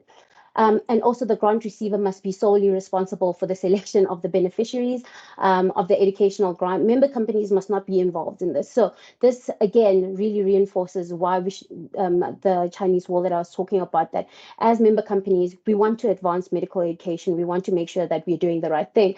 But we trust, PCOs, healthcare organizations, the societies to be the best placed people to be able to make the decisions as to who is best to benefit from this educational grant, who is best to benefit from this event that we're having, who is best to benefit from the training that we're providing if it's a hands-on training. So we shouldn't be involved or trying to influence, and we and that's what's required, that we are not involved in any aspect. So we do, we don't discourage sort of member, if like a requester or requester says, makes any requests any recommendations, but we'd really like for the Chinese wall to be really built in so that we are protecting ourselves from each side.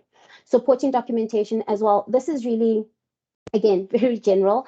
Each member company will have their own specific requirements as to what supporting documentation they need from each healthcare organization or organizer of any educational event or who's asking for an educational grant.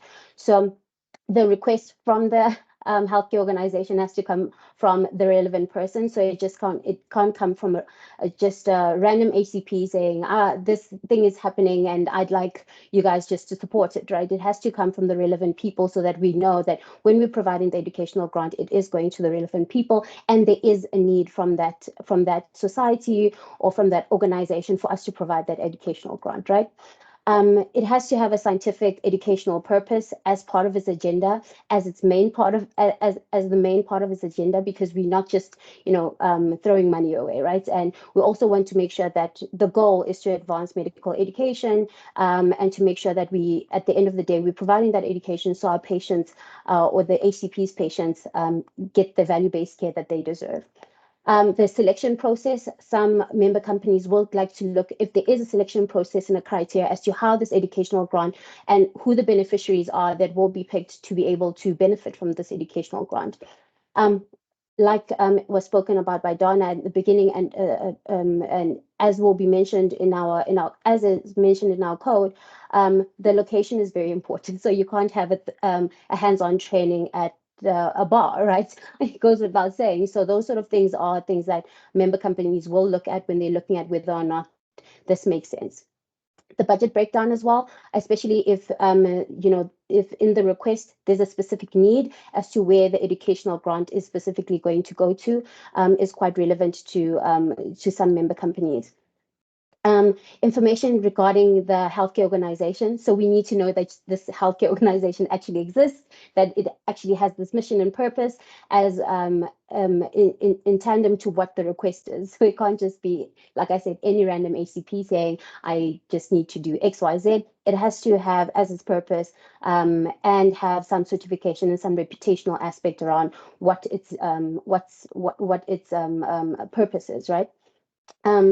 An undertaking that the grant recipient may provide the member company with post-event supporting documents upon request. Again, another requirement that some member companies will have is that post the event, we want to be able to reconcile and make sure that this event actually happened, right? That there was, the things that the ACO or the society was requesting were actually things that, that they utilized. So if, for example, the fund was maybe equipment, that the equipment was actually used, right? If it was any, consumables that it was used, etc., etc. A written agreement to say again, and sometimes it can be a letter of agreement, and sometimes it can be a fully fledged written agreement. Like I said, in a lot of member companies have different ways of how to deal with this. And like I said, full reconciliation of how funds were used post the event. So a lot of member companies do have to reconcile to make sure that their funds were utilized in the right way. Next slide, please.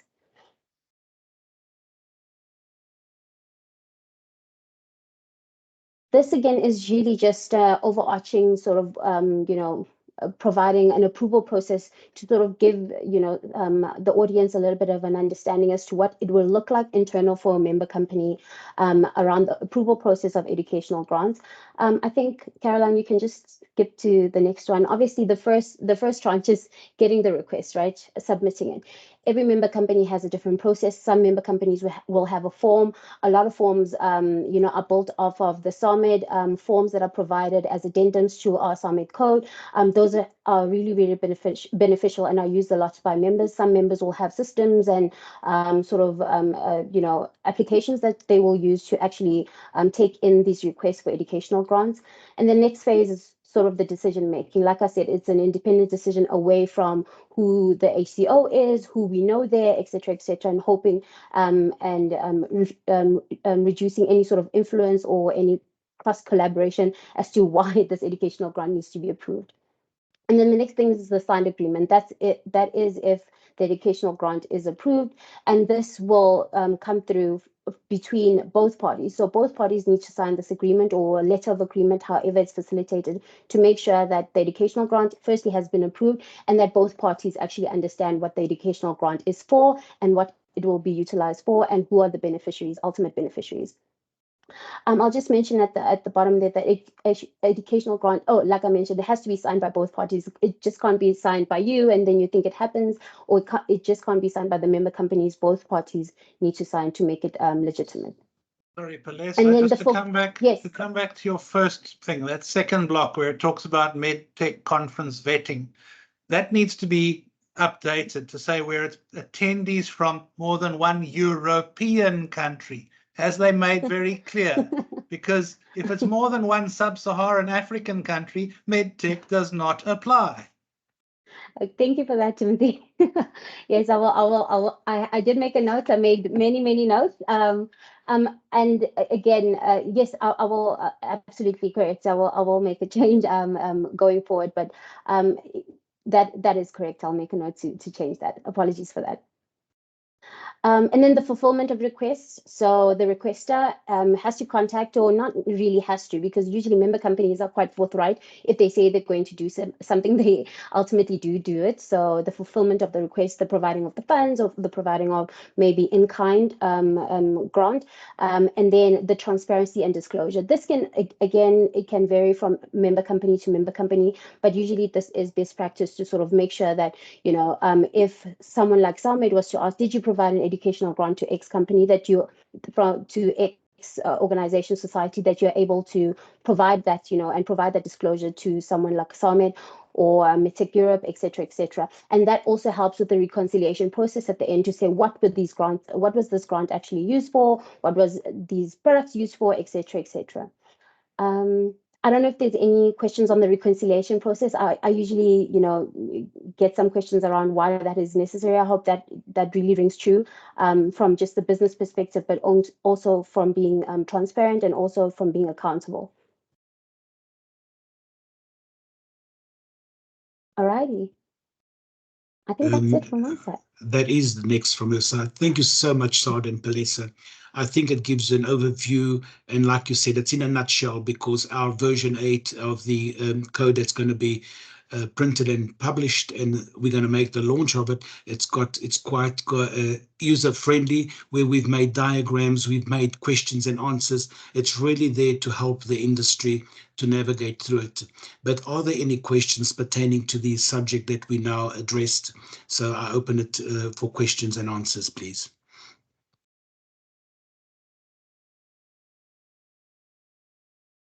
Well, it seems like that you ladies covered it well, and like Tanya said, we're definitely doing a cheat sheet that we'll give it to the industry and to anyone that requests us, because our aim is to partner and to help the industry. There's a hand that just came up, and I'm just going to see Erica.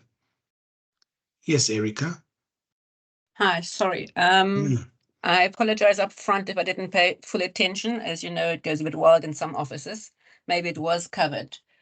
From what I understand, the sponsoring company may have zero input into the choice, that I understand.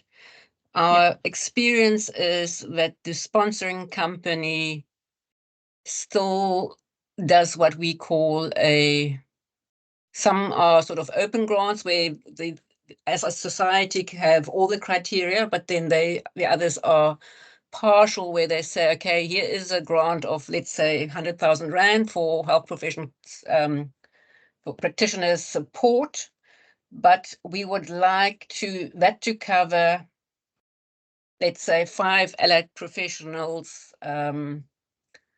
10 doctors and 2 scientists, just as an example. Is that allowed, or is that not allowed? And on top of it, they sometimes specify the region, or they say it may only go towards, let's say, registration, but not for flights and accommodation to make the grant go longer. Is that allowed at all, or must it be just a plain lump sum, and the association can choose 100% who and how they're going to spend that money? Sure. So go ahead, Sandra. Yeah, sure. So I think our guidance document is kind of quite broad and sort of in terms of this, Erica. In some instances, it shouldn't, the member company can sort of say, we would like our money to go to these sort of, you know, doctors. They cannot be specific. So they, and that's really the key here.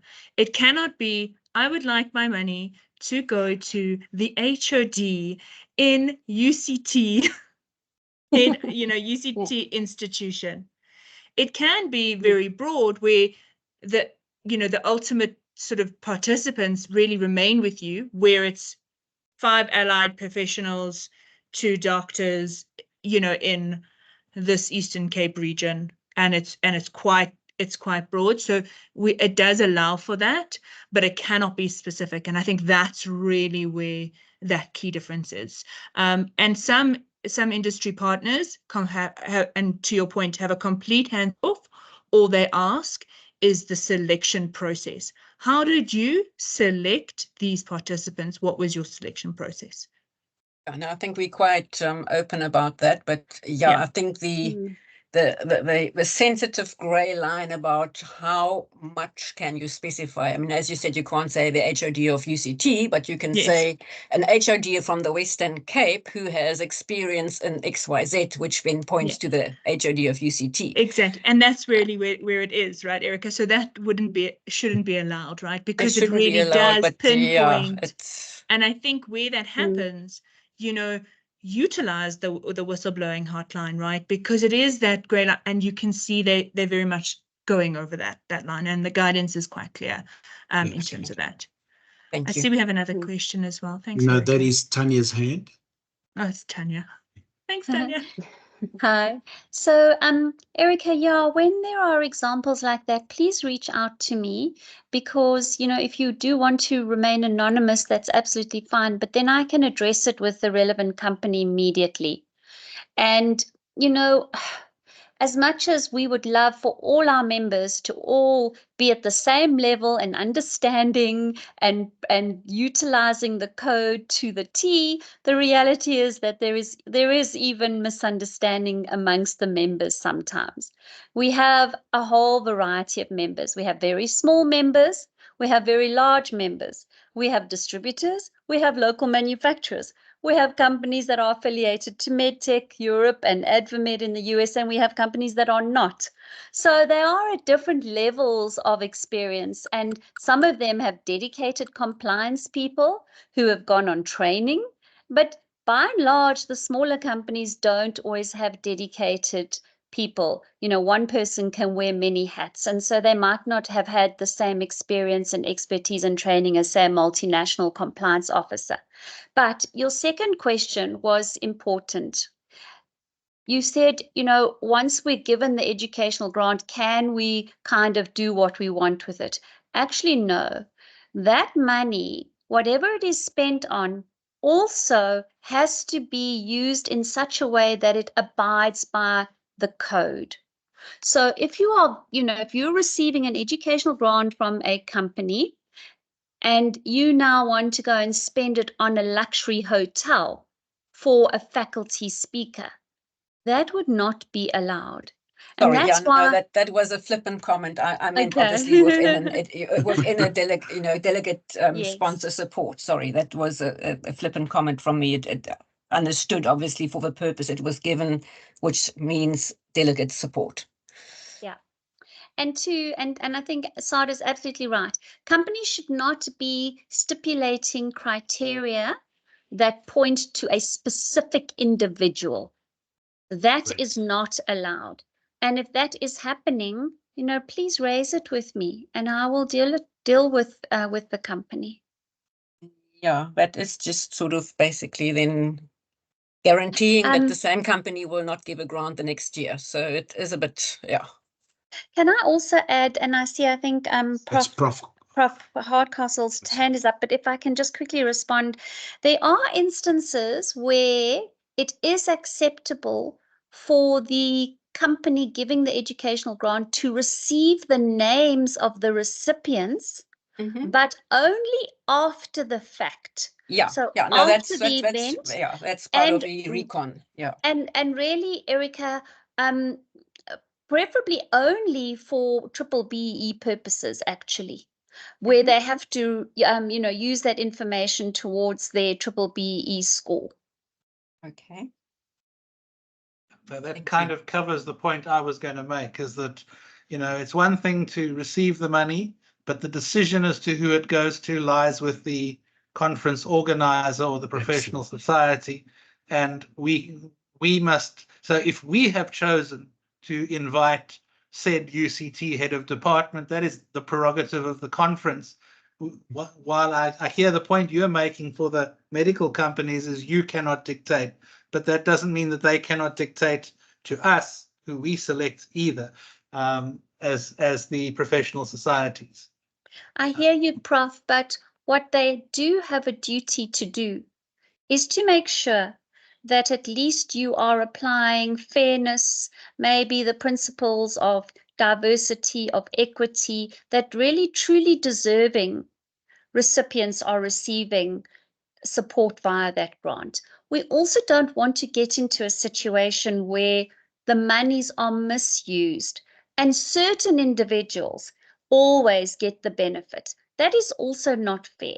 And it's Absolutely. not aligned, and it's not aligned even with the, your ethical booklet. So the Exactly. companies might ask you, how are you arriving? What are the principles that you're using in terms of selecting recipients? So they may want to ask that of you just to make sure that there is some fairness.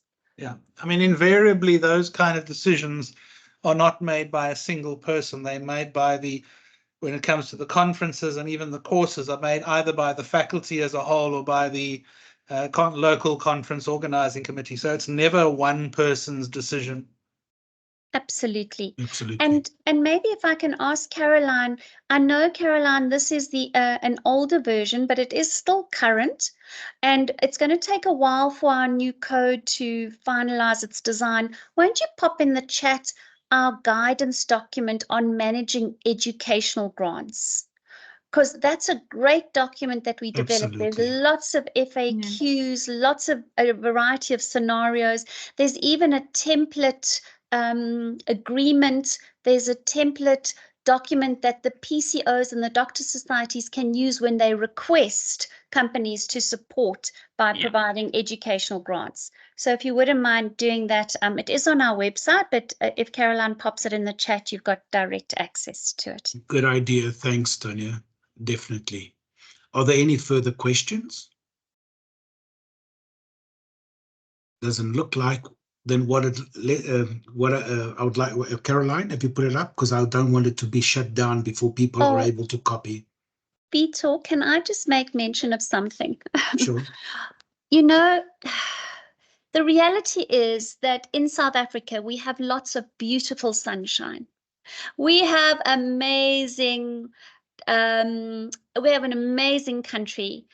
And it can be difficult to find a venue that doesn't have something amazing about it.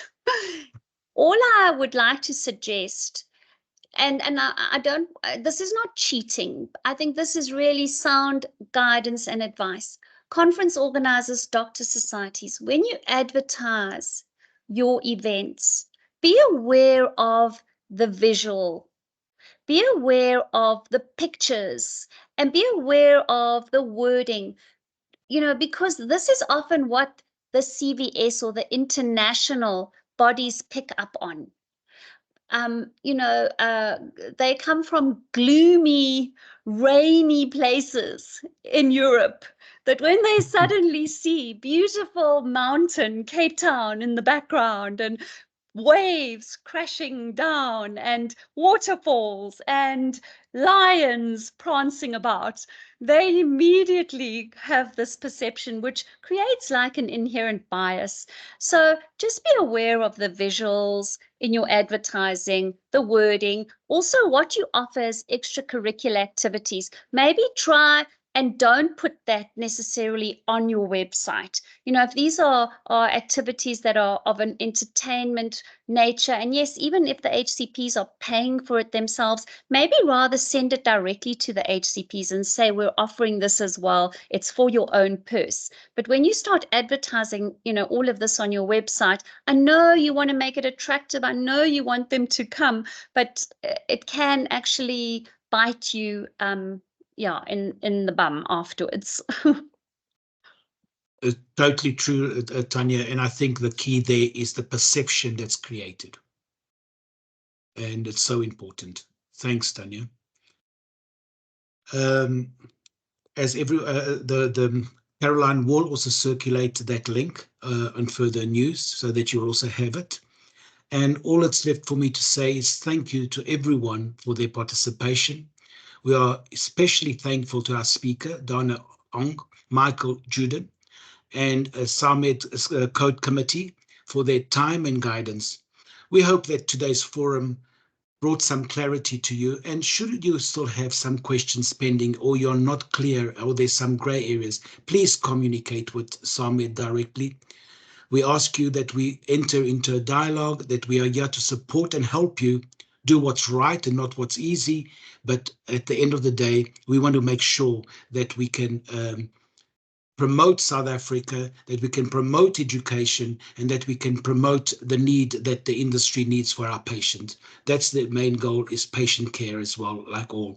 So I say take care, enjoy the rest of the afternoon further. Thank you so much. Have an awesome day.